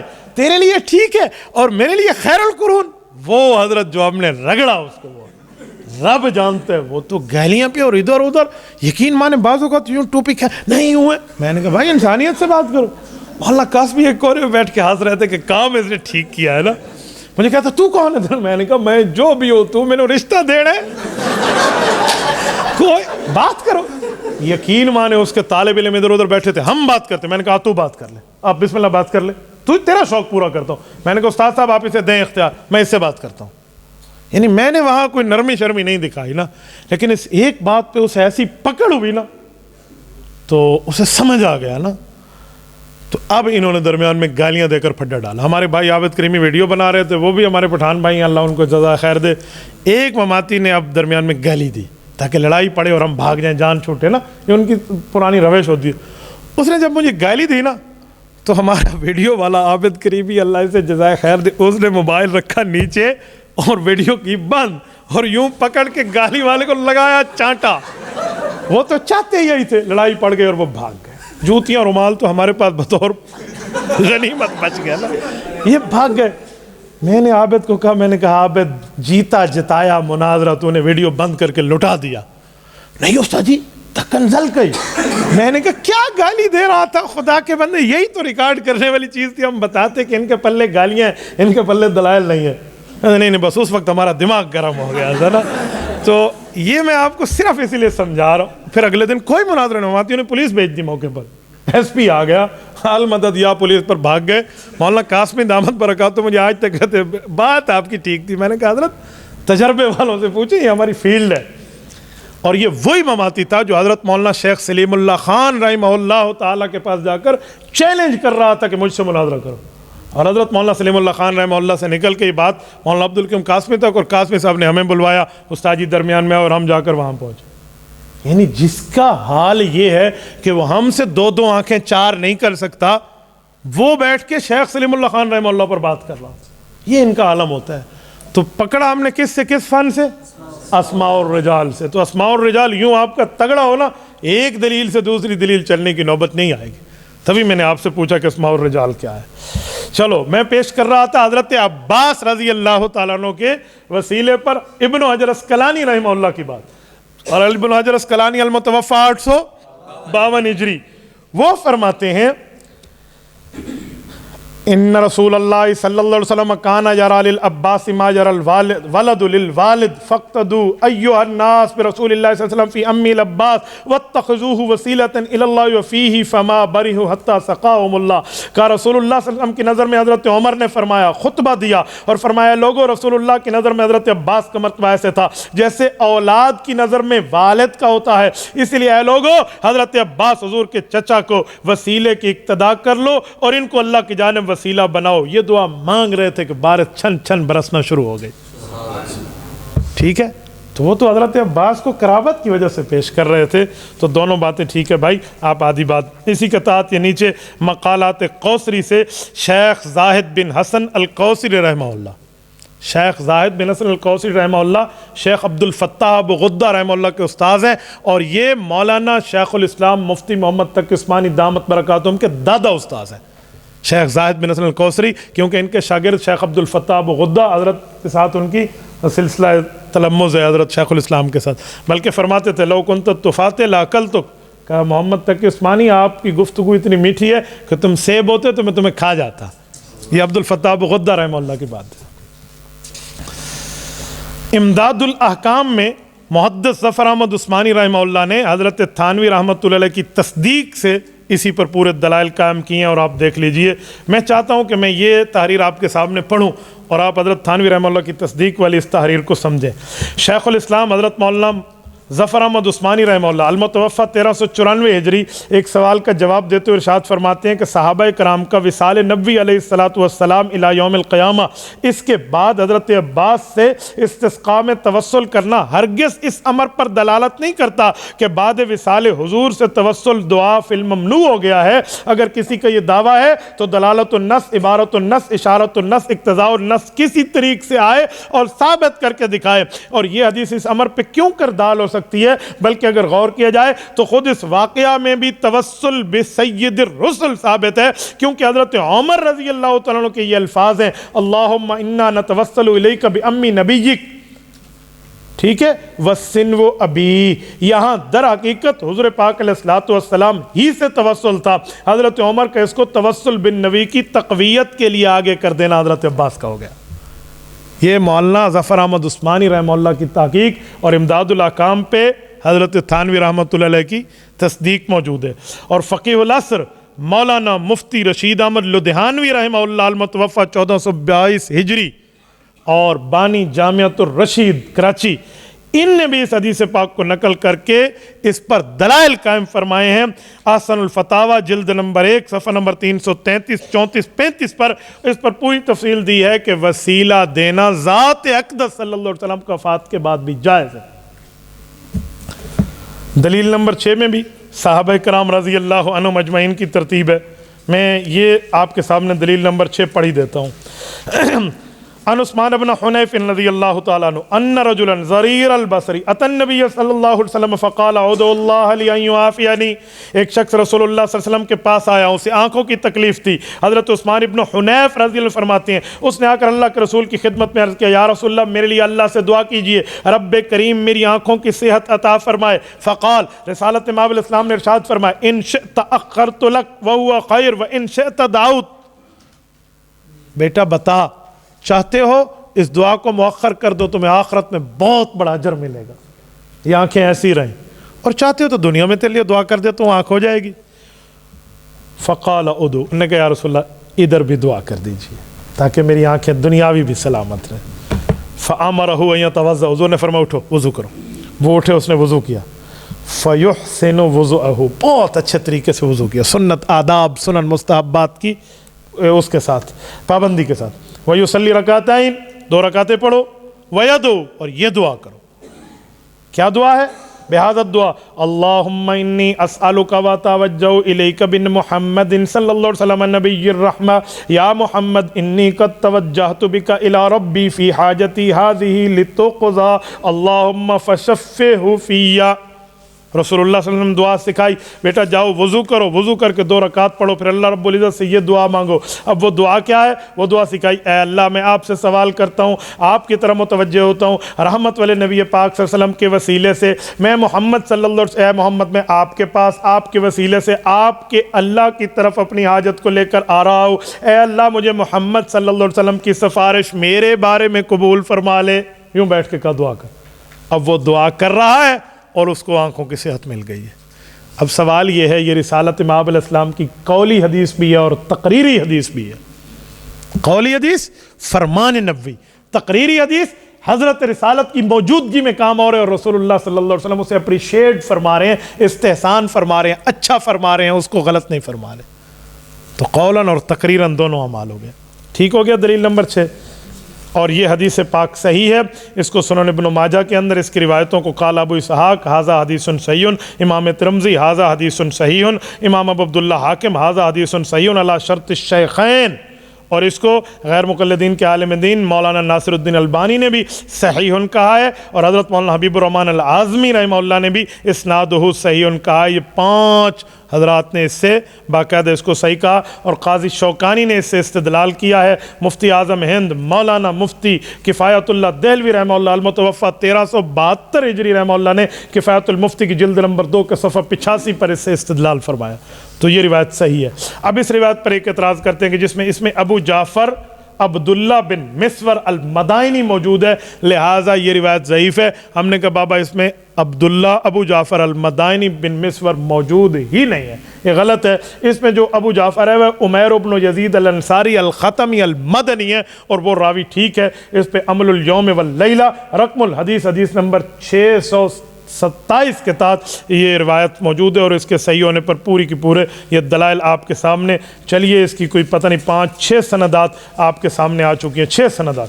صفحہ نمبر 15 تک چلے آئیے، صفحہ نمبر 16 تک چلے آئیے، 16 پہ دلیل نمبر 7 تک اس کی پوری یہ 4 صفحات پہ تصحیح جاری ہے۔ اس امام نے، اس امام نے، اس امام نے، اس محدث نے اس کو صحیح کہا، اس محدث نے اس کو صحیح کہا۔ ٹھیک ہو گیا؟ صحیح چل رہا ہے نا سبق؟ کوئی لیٹ تو نہیں ہو رہا؟ بھائی بلال کو لیٹ تو نہیں ہو رہا؟ ابھی آدھا ہوا ہے، اس لیے میری سپیڈ بڑھ گئی ہے آپ کے چہروں کو دیکھ کر۔ میرے مہمان آئے ہوئے ہیں جھاوریاں سے، اللہ ان کو جزائے خیر عطا فرمائے۔ دیکھو کیسے مہمان ہیں، اپنے گھر سے میرے لیے کھانا پکا کے لائے۔ یہ مہمان تو اللہ سارے انہوں دے ہاں، لیکن انہوں نے اپنے ضلع میں مجھے مہمان سمجھا ہے۔ ٹھیک ہو گیا؟ یہ دلیل نمبر 7 بھی آ گیا، دلیل نمبر 8 بھی آپ کے سامنے تصحیح کی صورت میں ہے، دلیل نمبر 9 ہے۔ ذرا یہ بھی دیکھیے، طبقات ابن سعد کی یہ روایت موجود ہے۔ چلو یہ روایت آپ کے سامنے پڑھ بھی لیتے ہیں، اور اس کا ترجمہ بھی دیکھ لیتے ہیں، اور اس کی صحت بھی دیکھ لیتے ہیں۔ آؤ ظہیر یہ روایت یہاں آ کر پڑھیے، آ جاؤ، سوئے ہوئے ہو؟ دلیل نمبر 9 صفحہ نمبر 18 کی دلیل آ کر یہاں پڑھیے، سنیے آپ۔ ادھر آ جاؤ، ادھر آ جاؤ میرے پاس، اس میں پڑھیے، توجہ، لسن، بس کھڑو کر پڑھیے دلیل نمبر 9۔ عن سلیم بن عامر الخبائری ان السماء قحطت فخرج معاویہ بن ابی سفیان واہل دمشق۔ ایک منٹ، جب صحابی کا نام آئے تو اس وقت رضی اللہ تعالیٰ عنہ ضرور کہیں، پھر پڑھیے۔ عن سلیم بن عامر الخبائری ان السماء قحطت فخرج معاویہ بن ابی سفیان رضی اللہ تعالیٰ عنہ وأهل دمشق يستسقون فلما قعد معاوية على المنبر قال أين يزيد بن الأسود الجرشي؟ قال فناداه الناس فأقبل يتخطى فأمره معاوية فصعد المنبر فقعد عند رجليه فقال معاوية اللهم إنا نستشفع إليك اليوم بخيرنا وأفضلنا اللهم إنا نستشفع إليك بيزيد بن الأسود الجرشي يا يزيد ارفع يديك إلى الله فرفع يزيد يديه ورفع الناس أيديهم فما كان أوشك أن تعرف صحابة في المغرب وهبت لها ريح فسقينا حتى كاد الناس لا يصلون إلى منازلهم۔ طبقات ابن سعد جلد نمبر 7 صفحہ نمبر 444 تحت 100 رجل و 7 نفر۔ ٹھیک ہے، پڑھ لیا نا؟ بہترین ہے۔ میں جان بوجھ کے بندوں میں وہ پیدا کرتا ہوں، تحریک پیدا کرنے کے کہ بندے کو ہونا چاہیے کہ چھوٹی موٹی ادھر ادھر ہو گئی ہے دمشق والی، تو آپ کیوں اس پہ اعتراض کر رہے ہیں؟ کوئی نہیں مسئلہ، اللہ برکات عطا فرمائے۔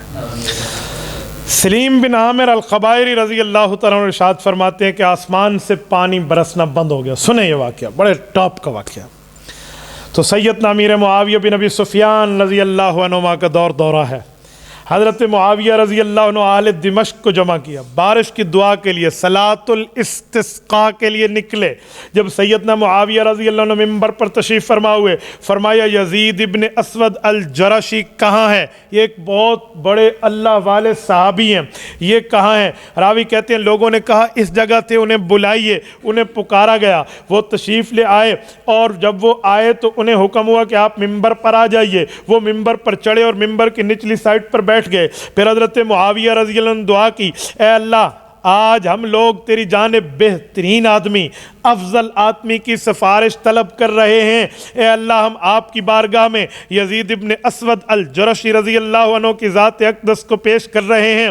فرمایا آپ بھی دعا کیجئے۔ انہوں نے بھی اپنے ہاتھ اٹھائے اور اللہ رب العزت دعا کی۔ حضرت یزید ابن اسود الجرشی نے اپنے دونوں ہاتھ اٹھائے، لوگوں نے بھی ہاتھ اٹھائے، ہاتھ اٹھائے ہی تھے، جلد مغرب کی جانب سے ایک بادل اٹھا، اسے ہوا لے کر اڑا کر ہماری جانب لے آئی۔ تب بارش ہوئی، لوگ ایسے سیراب ہوئے کہ واپس انہیں اپنے مکانوں تک پہنچنا دشوار ہو گیا۔ طبقات ابن سعد، امام ابن سعد یہ اس کتاب کا نام ہے الطبقات القبریٰ. کب کے بندے ہوں گے؟ المتوفا رائٹ 230 ہجری. المتوفا 230 ہجری. یہ امام ابن سعد ہے. اور امام بخاری المتوفا 256 ہجری.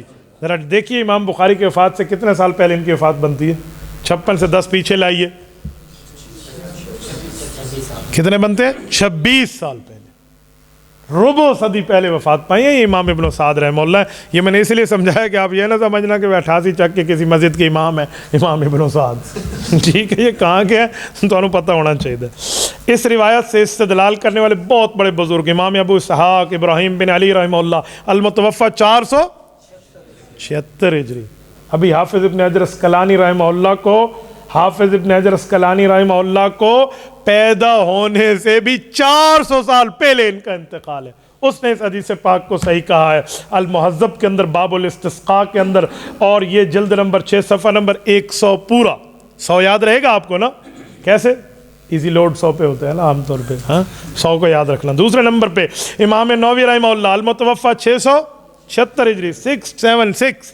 یہ کیا فرماتے اس واقعے کو ثابت بھی فرمایا, مشہور مانتے امام ابو اسحاق ابراہیم بن علی رحمہ اللہ کی تائید فرمائی. المجموع شرح المہذب جلد نمبر 6 صفحہ 101 پر مذکورہ بالا احادیث آثار سے واضح ہوا کہ ذوات سے توسل کرنا بھی جائز ہے. ہو گیا.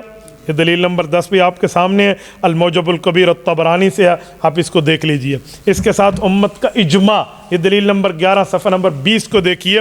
یہ جو امت کے اجماع پہ دلیل نمبر 11 پیش کی جا رہی ہے, اجماع کی دلیل آپ ابھی پڑھا ہے.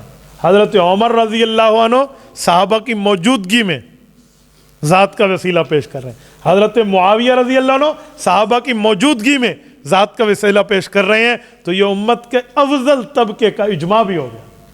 ٹھیک ہے, یہ دلیل نمبر 10 بھی 11 بھی اور 12 بھی. دلیل نمبر 13 پہ آئیے تو یہ بھی آپ کے سامنے آ گیا. 14 15 16 17 یہ جو دلائل ہیں یہ عقلی ہیں. عقلی دلیلیں کیسے ہیں یہ میں آپ کو بتاتا ہوں, ذرا توجہ رکھنا. ہم کہتے ہیں تم اعمال کا وسیلہ تو مانتے ہو, اعمال فرع ہے, ذات اصل ہے. تو فرع کا وسیلہ جو قسم ہے وہ جائز ہے, اصل کا جائز کیوں نہیں؟ فرع اور اصل کو عوام میں سمجھانا ہو تو کہنا برانچ اور ہیڈ کوارٹر. فرع کہتے ہیں برانچ کو اور اصل کہتے ہیں ہیڈ کوارٹر کو. اگر برانچ سے بینک سے آپ کو لون مل سکتا ہے تو ہیڈ کوارٹر سے کیوں نہیں ملتا؟ نہیں سمجھے بھئی؟ بوسٹر اور اصل ٹاور ہیڈ کوارٹر میں تو فرق ہوتا ہے نا. تو دوسرے لفظوں میں آپ کو سمجھانے کے لیے کیوں فوٹو اسٹیٹ سے سمجھ آ سکتا ہے تو اوریجنل سے کیوں نہیں آ سکتا؟ ہو گیا. تو فرع کو آپ مانتے ہیں, نماز کا جائز ہے, روزے کا جائز ہے, حج کا جائز ہے, زکوٰۃ کا جائز ہے, تلاوت کا جائز ہے وسیلہ. تو نماز, روزہ, حج, زکوٰۃ اور تلاوتیں وجہ حضور پاک سے ملی ہیں, تو پھر حضور کا جائز کیوں نہیں ہے؟ میاں والی میں حضرت استاد جی بیان فرما رہے تھے اور وہاں اعلان فرمایا. انہوں نے کہا نا حضرت 70% وہ ہیں, ذرا آج خیال کرنا. تو ہمارے استاد جی نے گفتگو شروع کرتے ہوئے فرمایا اللہ آپ کو مدینہ لے جائے. لوگوں نے کیا کہا؟ آمین. کہا اللہ آپ کی برکت سے مجھے بھی لے جائے. کہا جی آمین. استاد جی نے کہا اپنی ذات دا وسیلہ مندے ہو, حضور دا نہیں مندے. ابھی میں کہتا کہ حضور کے وسیلے سے لے جائے تو آپ نے کہنا شرک ہے. جو میں نے کہا تمہاری برکت سے لے جائے, جی آمین. تو اس لیے بات پوری کرنی چاہیے. تو عقلی دلیلوں میں یہی دلیلیں آ گئیں. ٹھیک ہو گیا. میں چاہتا ہوں کہ دلیل نمبر 17 ذرا آپ کو سمجھاؤں. اعمال صالحہ چونکہ تقرب اللہ کا ذریعہ ہے اس لیے ان سے توسل جائز ہے. تو انبیاء کرام ان سے بڑھ کے تقرب کا ذریعہ ہے. وجہ یہ ہے کہ اگر ایمان نہ ہو تو عمل صالح کا کوئی فائدہ نہیں ہے. اگر ایمان ہو, اعمال صالحہ بھی ہو, تو اعمال صالحہ سے اتنا قرب نہیں ملتا جتنا ذات پیغمبر سے ملتا ہے. نہیں سمجھے آپ؟ میں ایک بار پھر سمجھاتا ہوں, میرے لفظ سننا, میں اس میں کیا چھپی ہوئی بات آپ کو سمجھانے لگا ہوں. ہم نے کہا اگر ایمان نہ ہو تو عمل صالح سے تو کوئی قرب خداوندی. بندہ مومن ہی نہ ہو تو نیک اعمال کا کیا فائدہ؟ آپ نے صبح والے سبق میں پڑھا ہے عاص بن وائل کے لیے کیا فرمایا؟ کیا فرمایا؟ لو اقر بالتوحید, توحید مانتا, ایمان اس کا ہوتا تو یہ ہوتا. ٹھیک ہے, تو اب توحید تو وہ نہیں مانتا تھا, تو اس لیے اس کے جواب میں پوری بات ہے. تو یہاں بھی یہی ہے کہ اعمال کوئی فائدہ مند نہیں ہے اگر ایمان نہ ہو، قرب نہیں ملتا. اور اگر ایمان بھی ہو، اعمال صالح بھی ہو، تو عمل صالح سے بھی وہ قرب نہیں ملتا جو ذات پیغمبر سے ملتا ہے. مثلا آپ اور ہم جتنے مومن بن جائیں، جتنے اچھے نیک اعمال کر لیں، ہاں صبح مکہ پڑھیں، شام مدینہ پڑھیں، یہ آرزو ہے کہ یہ زندگی تمام کریں، مکہ میں صبح کریں، مدینہ میں شام کریں، یہ بھی ہمیں میسر ہو جائے. ہر وقت حج پہ رہے، سر سجدے میں رکھ کے شب بیدار تہجد گزار بن جائیں، ٹھیک ہے، اور دن کو گھوڑے پہ بیٹھ کے ہم شاہ سوار بن جائیں مجاہد. لیکن ہم کسی ایک صحابی کے کسی ایک رتبے کو پہنچ سکتے ہیں؟ کیوں؟ اعمال تو ہمیں مل رہے ہیں، شاید ان کے ایسے ہم تعداد میں حج میں بڑھ جائیں، مل سکیں. کیوں؟ ایمان بھی ہے، اعمال صالح بھی ہے، تو وہ قرب نہیں ملتا جو انہیں صحبت پیغمبر نے قرب دیا. تو رسول اللہ کی ذات اقدس تو اتنی ویلیو رکھتی ہے، تو رسول اللہ کی ذات اقدس کے ساتھ قرب رکھنے والے صحابی کو جو رتبہ ملا ہے، وہ رتبہ دنیا کے تمام عابدین سے بڑھ کے ہے، صائمین سے بڑھ کے ہے، متصدقین سے بڑھ کے ہے، ذاکرین سے بڑھ کے ہے. کیوں؟ صحبت پیغمبر، ذات رسالت نے انہیں اتنا فائدہ دیا ہے، تو اس ذات کا وسیلہ جائز کیوں نہیں ہے؟ یہ سمجھایا جائے. ذات اقدس تو بہت بڑی چیز ہے نا. اور اس وسیلے پہ استاد جی ایک بات سمجھاتے ہوئے یوں فرماتے ہیں، نماز کا جائز ہے؟ کہتے ہیں ہاں نماز کا وسیلہ جائز ہے. تو کہتے ہیں نماز کیسے آئی؟ کہا حضور لائے عرش سے. تو کہا نماز کا وسیلہ خود حضور ہے. تو جب نماز کا جائز ہے، حضور کا جائز کیوں نہیں ہے؟ نماز کا وسیلہ خود حضور ہے، تو جب نماز کا جائز ہے وہ جائز کیوں نہیں ہے؟ سلف صالحین میں آئیے، ہمارے اکابرین نے سب سے پہلی روایت کس کی ہے؟ حضرت علی المرتضیٰ رضی اللہ عنہ، خلیفہ رابع. کوئی ساتھی اس کی عبارت پڑھے آئے، ظہیر تو پڑھ رہا ہے نماز، کوئی اور پڑھتا ہے تو وہ آئے، آ جائیے. سبق کا بها الوقاشا، ٹھیک ہے، پڑھیے. بسم اللہ الرحمن الرحیم. عن انس رضی اللہ تعالیٰ عنہ قال جاء اعرابی الى النبی صلی اللہ علیہ وسلم وشکا الیہ قلة المطر وجدوبة السنة فقال یا رسول اللہ صلی اللہ علیہ وسلم لقد اتیناک وما لنا بعیر نیط ولا صبی یستبح فمد رسول اللہ صلی اللہ علیہ وسلم یدہ یدعو فما رد یدہ الى نحری حتی استوت السماء بأرواقها وجاء أهل البطاح يضجون يا رسول الله صلى الله عليه وسلم الطرق فقال حوالينا ولا علينا فانجل السحاب حتى أحدق بالمدينة كالإكليل فضحك رسول الله صلى الله عليه وسلم حتى بدت نواجزه وقال لله در أبي طالب رضي الله عنه لو كان حيا لقرت عيناه من ينشدنا قوله فقال علي بن ابي طالب رضي الله عنه فقال يا رسول الله صلى الله عليه وسلم لعلك اردت قوله وابيض يستسقى الغمام بوجهه ثمال اليتامى عصمة للارامل. کنز العمال جلد نمبر 8 صفحہ نمبر 204 باب صلاۃ الاستسقاء رقم الحدیث 23544. اللہ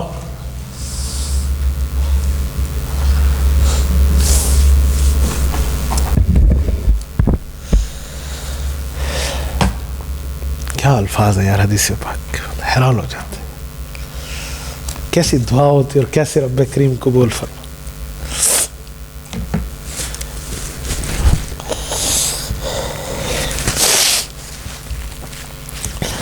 حضرت انس رضی اللہ تعالیٰ عنہ فرماتے ہیں کہ ایک دیہاتی رسالت مآب علیہ الصلوۃ والسلام کی خدمت میں آیا اور بارش نہ ہونے کی اور خشک سالی کی شکایت کرنے لگا اور عرض کیا یا رسول اللہ، ہم آپ کی خدمت میں اس حال میں حاضر ہوئے ہیں کہ ہمارے پاس کوئی جانور نہیں رہا، ہمارے پاس کوئی سواری نہیں رہی، بارش نہ ہونے سے ہمارے پاس کوئی آواز میں رونے والا بچہ نہیں رہا.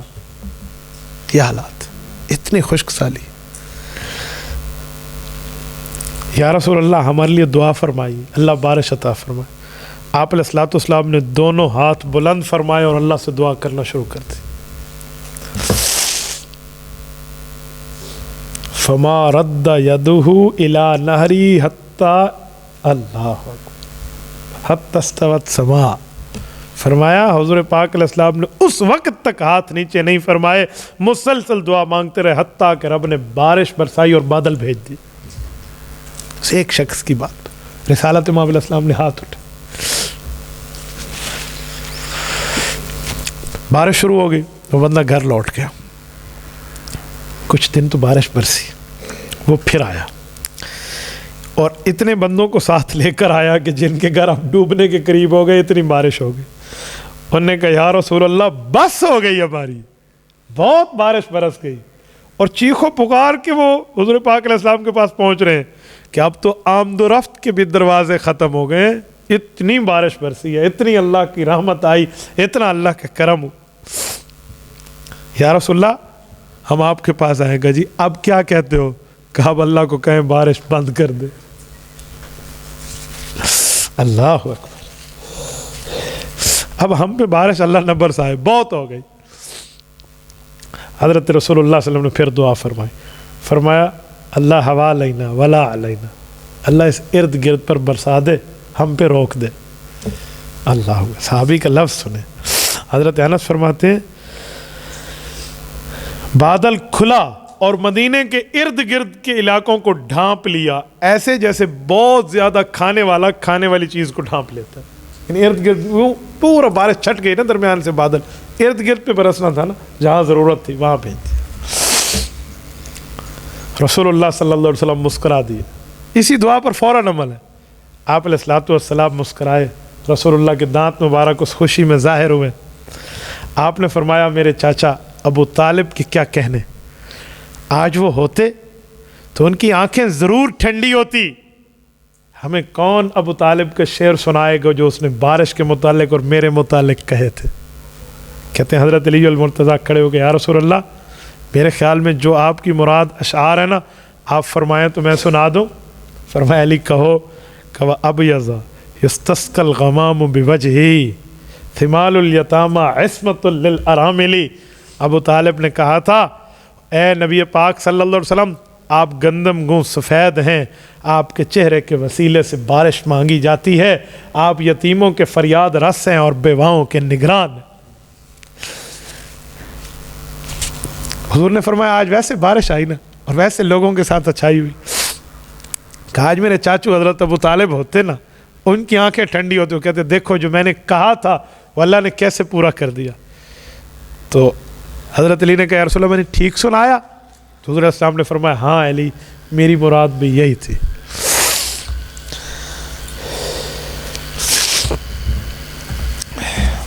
اس سے اگلی روایت ام المؤمنین سیدہ کائنات حضرت عائشہ صدیقہ رضی اللہ تعالی عنہ کی. کرونا کرائسس میں میں نے اس روایت کو پیش کیا تھا, اور یہ روایت بہت عام بھی ہوئی تھی. آپ حضرات نے شاید اس کا کلپ سنا ہو. اس پر منکرین کو ادھر ادھر کے معاملات کے کورونا کے بخار بھی ہوئے, انہوں نے اعتراضات کیے, پھر ہم نے اس کے جواب دیے.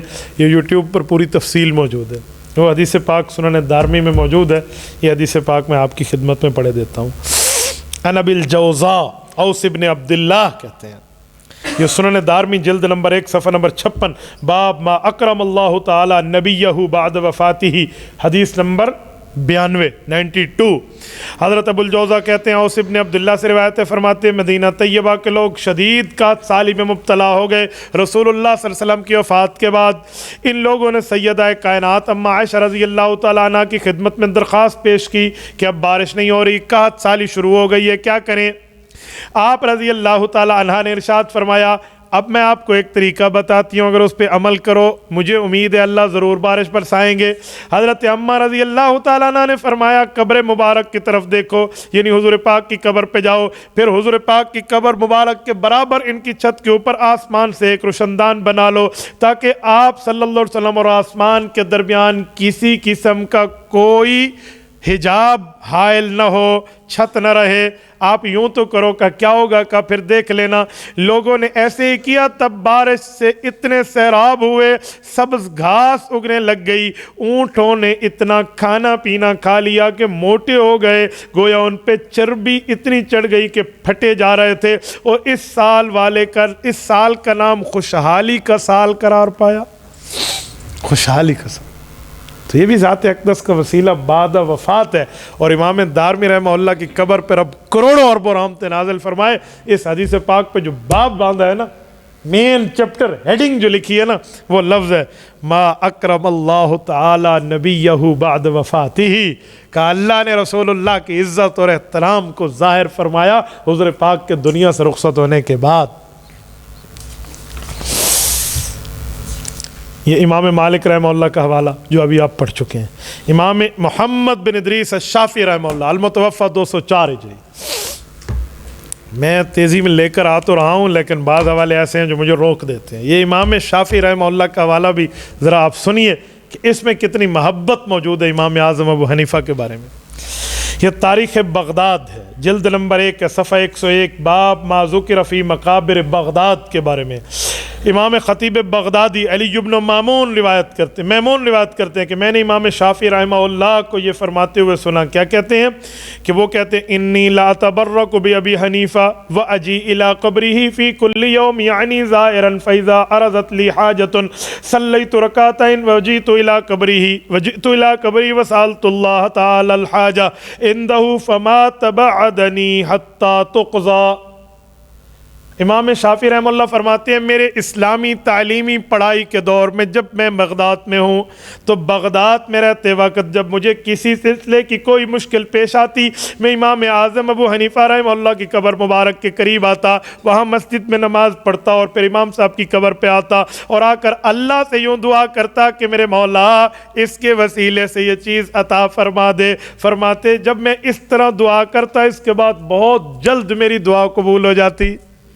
امام شافعی رحمہ اللہ، آپ اندازہ لگا لو کیا معاملات ہیں، ٹھیک ہے۔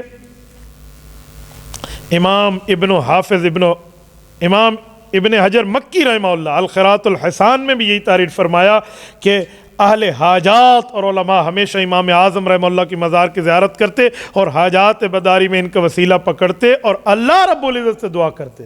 کس سے؟ اللہ سے۔ اس میں امام محمد بن ادریس الشافعی جیسی شخصیت بھی شامل ہے۔ اور امام شافعی رحمہ اللہ کا شعر امام ابن حجر ہیثمی رحمہ اللہ نے نقل کیا ہے، المتوفی 800 غالباً 803 یا 808 ہجری ہے۔ امام ابن حجر ہیثمی المتوفی 810 ہجری ہے یا 808 ہجری ہے، بس ایسے ہی ہے، ٹھیک ہے۔ وہ امام کہ آل النبی ذریتی وہم الیہ وسیلتی ارجو بہم اوتا غدم بید الیمین صحیفتی۔ حضرت امام شافعی پڑھتے نبی پاک کی اہل بیت سے اللہ نے مجھے ایسی محبت دی ہے، یہ میرا وسیلہ ہے، میں امید کرتا ہوں ان ہستیوں کے وسیلے سے کل قیامت میں میرا اعمال نامہ مجھے دائیں ہاتھ میں ملے گا۔ امام احمد ابن حنبل رحمہ اللہ کا وسیلہ یہ بھی پیش فرما دیا۔ امام ابو عیسیٰ ترمذی رحمہ اللہ، امام غزالی، امام نووی رحمہ اللہ، امام کمال الدین ابن الحمام رحمہ اللہ، امام قسطلانی رحمہ اللہ، مسند الہند امام شافعی رحمہ اللہ اور المحنت کا حوالہ آپ کے سامنے آ گیا۔ آؤ اس پر سوال و جواب کی شکل میں کہہ رہا ہوں کہ منکرین جو اس پر انکار کرتے ہیں ان کے بزرگ بھی ان وسیلوں کو جائز سمجھتے ہیں۔ مثلاً قاضی محمد بن علی شوکانی المتوفی 1250 ہجری، ان کی کتاب تحفۃ الذاکرین ہے اور انہوں نے وسیلے کو جائز لکھا ہے صفحہ 56 پہ، ذوات اقدس صلی اللہ علیہ وسلم کے وسیلے کو، ذوات قدسیہ کے وسیلے کو جائز کہا، ٹھیک ہے۔ اور حدیث پاک سے اس پر دلیلیں دی ہے۔ الدر النزید میں بھی انہی کی یہی بات موجود ہے۔ وحید الزمان صاحب جو ان کے بڑے ہیں وہ بھی ہدیۃ المہدی میں ان کا حوالہ موجود ہے اور باقاعدہ اس کو دلائل کے ساتھ انہوں نے ثابت کیا۔ تو یہ تو دلائل ہو۔ شروع میں نے کہا تھا کہ جو ان کی اعتراضات کی لسٹ ہے نا وہ میں آپ کے سامنے رکھوں گا کہ کہتے کیا اور ان کے جوابات کیا ہیں۔ جب ہم اس طرح کے وسیلے ان کے سامنے پیش کرتے ہیں تو کہتے ہیں سورۃ زمر آیت نمبر 3 میں ہے ما نعبدہم الا لیقربونا الی اللہ زلفا، کہ یہ کافر بھی تو ایسے کہتے تھے کہ ہم ان کی عبادت اس لیے کرتے ہیں تاکہ یہ بزرگ ہمیں اللہ کے قریب کر دیں، تو تم بھی وسیلہ پیش کر رہے ہو اور قبر کے قریب جا کر رسالت مآب کا وسیلہ پیش کر رہے ہو، تو تم بھی تو یہی شامل ہو کہ ہم بھی اسی لیے۔ ہم نے کہا تھوڑا سا بندے میں عقل اور حیا کا مادہ ہو تو اس طرح کی بات نہ کرے۔ یہاں قرآن کا لفظ ہے ما نعبدہم، وہ تو اس کی عبادت کر رہے ہیں اور ہم عبادت اللہ کی کر کے برکت اس کی پیش کر رہے ہیں، اس پر شرک اور عبادت کا فتویٰ لگتا ہے؟ تھوڑا گزارا، بات کچھ اور ہے اور مسئلہ کچھ اور ہے۔ کسی کو گالی دینے کو جی کر رہا ہو نا تو تم اچھی بات سے بھی گالی بنا دو گے، بھائی ایک غلط چیز بنتی نہیں ہے تو کیسے بنائیں گے؟ میں مثال دیتے ہوئے کہتا ہوں گھوڑی جو پیر چاہتا ہے نہ کھوتی بھی چاہ کھلوتی ہے. گھوڑی تو کم ہو رہے کھوتی تو ہو رہے تو کس آ کے تجھے اعتراض بڑھدا کو نہیں بڑھا کے کسی دے سر پا دو. یوں نہیں ہے بھائی. ایک بندہ تھا اس حج کر کے آیا, حاجی بن گیا تو بہت اچھا آدمی تھا, لیکن ایک بندے کو اس سے بغض پڑ گیا. وہ حاجی کو گالی دینا چاہتا تھا لیکن اس کو کسی نے کہا اے حاجی کہہ کر گالی دے گا تو نکاح گیا. اب اس کو بیوی سے بھی بڑا پیار تھا, وہ کہتا تھا بیویاں ٹھنڈیاں چھاواں. وہ اس طرح کا کاہل تھا نا کہ بیویاں ٹھنڈیاں چھاواں, حالانکہ ہے کیڑا ماواں ٹھنڈیاں چھاواں. کس دے ماواں؟ بچیاں دیاں.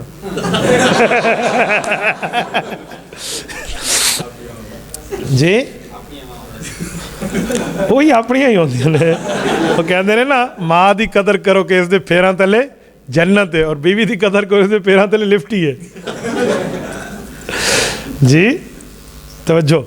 تو وہ حاجی کو بڑا بیوی سے پیار تھا, تو اب وہ گالی بھی دے رہا تھا حاجی کو, لیکن حاجی کہہ کر نہیں دیتا. تو اس نے ایک ترتیب سوچی. اس نے حاجی کو آ کے کہا کہ تیرا نام ہے حاجی؟ اس نے کہا جی ہاں. کہا حاجی کا وزن بنتا ہے چاجی. تو اس نے کہا ٹھیک ہے چاجی. تو اس نے کہا چاجی کہتے ہیں کمان کو, تیر کمان. انہوں نے کہا پھر؟ کہا اس کمان پر گاف لگا دو تو بن جاتا ہے گمان. ٹھیک ہے گمان بن جاتا ہے. اور گمان کا مطلب ہوتا ہے شک. شین کے 3 نقطے ہٹا کر اس کو گاف بنا دے تو بن جاتا ہے سگ. اور سگ کا معنی فارسی میں ہوتا ہے کتا, لہذا تو کتا ہے. اور دیکھو بنتا نہیں ہے, خواہ سے کھینچا تانی ادھر ادھر کر کے اس نے بنا دیا. کیسے بنایا؟ ایسے بنایا. کیسے کہ نہیں تیرا نشیمن کسر سلطانی کے گنبد پر محبت ایک سے ہوتی ہزاروں سے نہیں. ایسے بنا دیا ہے نا. اس طرح کے شعر تو چلتے ہیں یا نہیں چلتے؟ تو یہ اس طرح لوگوں نے ہمارے اوپر اعتراض میں کہ ماں نعبدو, میں نے کہا وہ نعبدو میں وہ عبادت کر رہے تھے. عبادت اور ہے, اور وسیلہ تو قرآن پہ عمل کر کے دیا جا رہا ہے کہ ہم عبادت میں خالص اللہ کرتے. وسیلہ اس بزرگ کا پیش کر رہے ہیں جیسے رسالت امام علیہ السلام نے خود وسیلہ سکھایا. حضرت عثمان ابن حنیف رضی اللہ عنہ کی صحیح حدیث گزری ہے کہ وہ ضریر البصر آیا جس کی آنکھوں کا مسئلہ تھا. یہ قرآن کریم سورت نمبر 2 سورۃ البقرہ آیت نمبر 190 وَكَانُوا مِن قَبْلُ يَسْتَفْتِحُونَ عَلَى الَّذِينَ كَفَرُوا. تو یہ کہاں جائے گا؟ تو اسی لیے آپ ذرا خیال کرنا, یہ اعتراض بنتا نہیں ہے جو آپ نے ہمارے اوپر بنا بیٹھے ہیں, اس لیے ان اعتراضات کو جیب میں رکھیں. تو اس طرح کے یہ اعتراضات رکھ کے امام صاحب رحمۃ اللہ علیہ کے حوالے سے بھی ایک بات ہے, اور وہ غلط عبارت کا مفہوم ہے, اس کو پیش کر کے یہ پیش کرتے ہیں. تو اس کا جواب میں اس میں موجود ہے, یہ آپ کو سارے کا سارا نظر آ جائے گا. اسی طرح شبہ نمبر 3 صفحہ نمبر 32 پر آ جائیے. صفحہ نمبر 32 آخری صفحہ, ٹھیک ہے. اور شبہ نمبر 3 کہتے ہیں اللہ کا دربار ہر وقت کھلا ہے. خود اللہ فرماتے ہیں وَإِذَا سَأَلَكَ عِبَادِي عَنِّي فَإِنِّي قَرِيبٌ, مجھ سے مانگو میں دوں گا. تو قائلین توسل براہ راست اللہ سے کیوں نہیں لیتے؟ ان بزرگوں کا وسیلہ کیوں دیتے ہیں جن کے قائل بنے ہوئے ہیں؟ براہ راست اللہ سے مل رہے لے لو. ہم کہتے ہیں بھائی یہ سوال اس وقت ہو سکتا تھا جب غیر اللہ سے مانگا جائے اور وسیلے میں غیر اللہ سے نہیں مانگا جاتا. وسیلے میں بھی اللہ سے مانگا جاتا ہے, ہم بھی وَإِذَا سَأَلَكَ پہ عمل کر رہے ہیں, یہ تو اس وقت کیا جاتا. نمبر 2 بات یہ ہے کہ ہم اس بات کے قائل نہیں ہیں کہ توسل بالذوات کے بغیر دعا قبولی نہیں ہوتی. ہم کہتے ہیں توسل دو تب بھی ٹھیک ہے, نہ دو تب بھی ٹھیک ہے. ہم تو دونوں صورتوں کو جائز کہہ رہے ہیں. تو ہم نے کون سی آیت پہ عمل چھوڑ دیا؟ تو آیت پہ عمل تو بالکل ٹھیک ہے, پورے کا پورا ہو رہا ہے. لہٰذا اس طرح کے معاملات نہیں ہیں. لیکن وسیلے دینے میں ایک فائدہ یہ ہے, ذات, جگہ, وقت کے لحاظ سے دعاؤں کی ترتیبوں کی قبولیت بدل جاتی ہے. ایسا نہیں ہے ایک بندہ یہاں پڑھ کے دعا کرے اور ایک بندہ کعبۃ اللہ شریف میں پڑھ کے دعا کرے, فرق نہیں ہے. تو جگہ سے فرق آ گیا نہ آ گیا. ایک بندہ اپنے شیخ کے پاس قرب میں بیٹھے اور ایک صحابی رسول اللہ کے قرب میں بیٹھے, صحبت کا کوئی فرق نہیں ہے. تو جہاں جگہ کا فرق ہے, وقت کا فرق ہے, ذات کا فرق ہے, تو اس لیے وسیلے سے قبولیت کا فرق زیادہ آ جاتا ہے. ہم تو اس لیے کہہ رہے ہیں, ورنہ بغیر وسیلے کے ہم نے کبھی ناجائز کہا ہے؟ تو یہ تو آپ تب ہمارے اوپر وَإِذَا سَأَلَكَ کا خلاف پیش کرو جب ہم بغیر وسیلے کے ناجائز والی بات کریں. ہم تو وہ بات ہی نہیں کر رہے. لہٰذا آپ کو اپنے معاملات میں ٹھیک رہنا چاہیے. اور وقت کے ساتھ دعا کا ثواب بڑھ جاتا ہے. یہ ثبوت کہاں سے؟ رسالت امام علیہ السلام سے. یہ آپ دیکھیے جامع ترمذی جلد نمبر 2 صفحہ نمبر 187 187 باب بلا ترجمہ ہے، ابواب الدعوات ہے. یہ سنن کبریٰ النسائی دیکھ لیں، یہ سنن نسائی ہے، نسائی نہیں ہے. نسائی کا معنی ہوتے مائی وائف، بہت سی میری بیویاں، ٹھیک ہے. نسائی ہے، نسا علاقہ ہے. میں ایسے ایسے انجینئروں کو جانتا ہوں جن کو نسائی اور نسائی کا فرق نہیں آتا اور وہ اعتراضات علماء پہ کرتے ہیں، جن بیچاروں کو معنی ہی نہیں آتا کہ کتاب کا معنی کیا جی مشکات ہے یا مشکوت ہے، جن کا علم یہ ہو اے بدھو چبت الامت کا حال یہ اور بات اعتراضاتوں پہ کرتے ہیں. تو یہ جلد نمبر 6 صفحہ 32 پر ہے اور یہ باب ما یستب من الدعاء و دبر الصلاۃ المکتوبات کے تحت حضرت ابو امامہ باہلی رضی اللہ عنہ، ابو امامہ باہلی صدی بن عجلان اور امام اعظم ابو حنیفہ رحمہ اللہ کے براہ راست استاذ ہیں یہ صحابی. یہ روایت فرماتے ہیں قیل رسول اللہ صلی اللہ علیہ وسلم ای الدعاء اسمع، کہ کون سی دعا سب سے زیادہ قبول ہوتی ہے؟ ٹھیک ہے. قال جوف اللیل الآخر، وہ رات کا پچھلا حصہ، اور نمازوں ودبر الصلوات المکتوبات، اور نمازوں کے بعد، فرض نمازوں کے بعد. تو وقت سے دعا کی قبولیت بدل گئی نا. تو اس لیے تو ہم کہتے ہیں کہ ذات کے وسیلے، وقت کے وسیلے، جگہ کے وسیلے کے ساتھ معاملات پیش کرتے ہوئے قبولیت کے معاملات بدل جاتے ہیں. تو ہمارے پاس یہ حدیث پاک موجود ہے. اور جواب نمبر 3، اور ایسا جواب کہ منہ مانگی موت. انہیں کہنا تم کہتے ہو نماز کا وسیلہ جائز ہے، روزے کا جائز ہے، حج کا جائز ہے، تلاوت کا جائز ہے، اعمال کا دو، ذات رسالت کا نہ دو. تم اعمال کا وسیلہ جائز کہتے ہو؟ کہتے جی کہتے ہیں. تو جب اعمال کا وسیلہ تم جائز کہتے ہو، اس وقت دربار خداوندی کھلا ہوا نہیں رہتا؟ اس وقت دربار خداوندی کھلا ہوا نہیں رہتا؟ اس وقت بھی تو رہتا ہے. اس وقت وَإِذَا سَأَلَكَ عِبَادِي عَنِّي فَإِنِّي قَرِيبٌ تمہارے اوپر فٹ کیوں نہیں ہوتی؟ بھئی یوں نہیں ہوگا بھائی، تھوڑا گزارا ہے. جتنی آنکھیں دو اللہ نے آپ کو دی ہیں اتنی ہی ہمیں دی ہیں. تھوڑا دنیا میں رہنے کی ترتیب پیدا کریں. اس پر ایک شاعر کا شعر ہے، دنیا میں اگر رہنا ہے تو کچھ پہچان پیدا کر، لباس خضر میں اکثر رہزان بھی ہوتے ہیں. اور ہمیں تو بہت زیادہ پتہ ہے کہ لباس خضر میں کون کون سے رہزان ہیں. اللہ تعالیٰ آپ کو اور ہمیں خوش و خرم رکھے، دین اسلام پہ رکھے، صراط مستقیم پہ رکھے. دیکھو 32 صفحات کی فائل آپ کے سامنے ہوئی، اور یہ اللہ رب العزت کے فضل سے، کرم سے، احسان و امتنان سے رب کریم نے اس کو پورا کرا دیا ہے. تو آپ اس کو ایک بار پھر بیٹھ کے دوہرا لیجئے. میری بات مانیے، آپ یہاں سے مت اٹھیے، میں سبق ختم کر رہا ہوں. آپ اس کو ایک بار پھر دوہرا لیجئے. کچھ باتیں سمجھنی ہوں گی، کچھ دیکھنی ہوں گی. اس ریوائزنگ سے اذا تکرر سے مضبوط ہو جائے گی. کریں گے نا انشاءاللہ. جزاکم اللہ.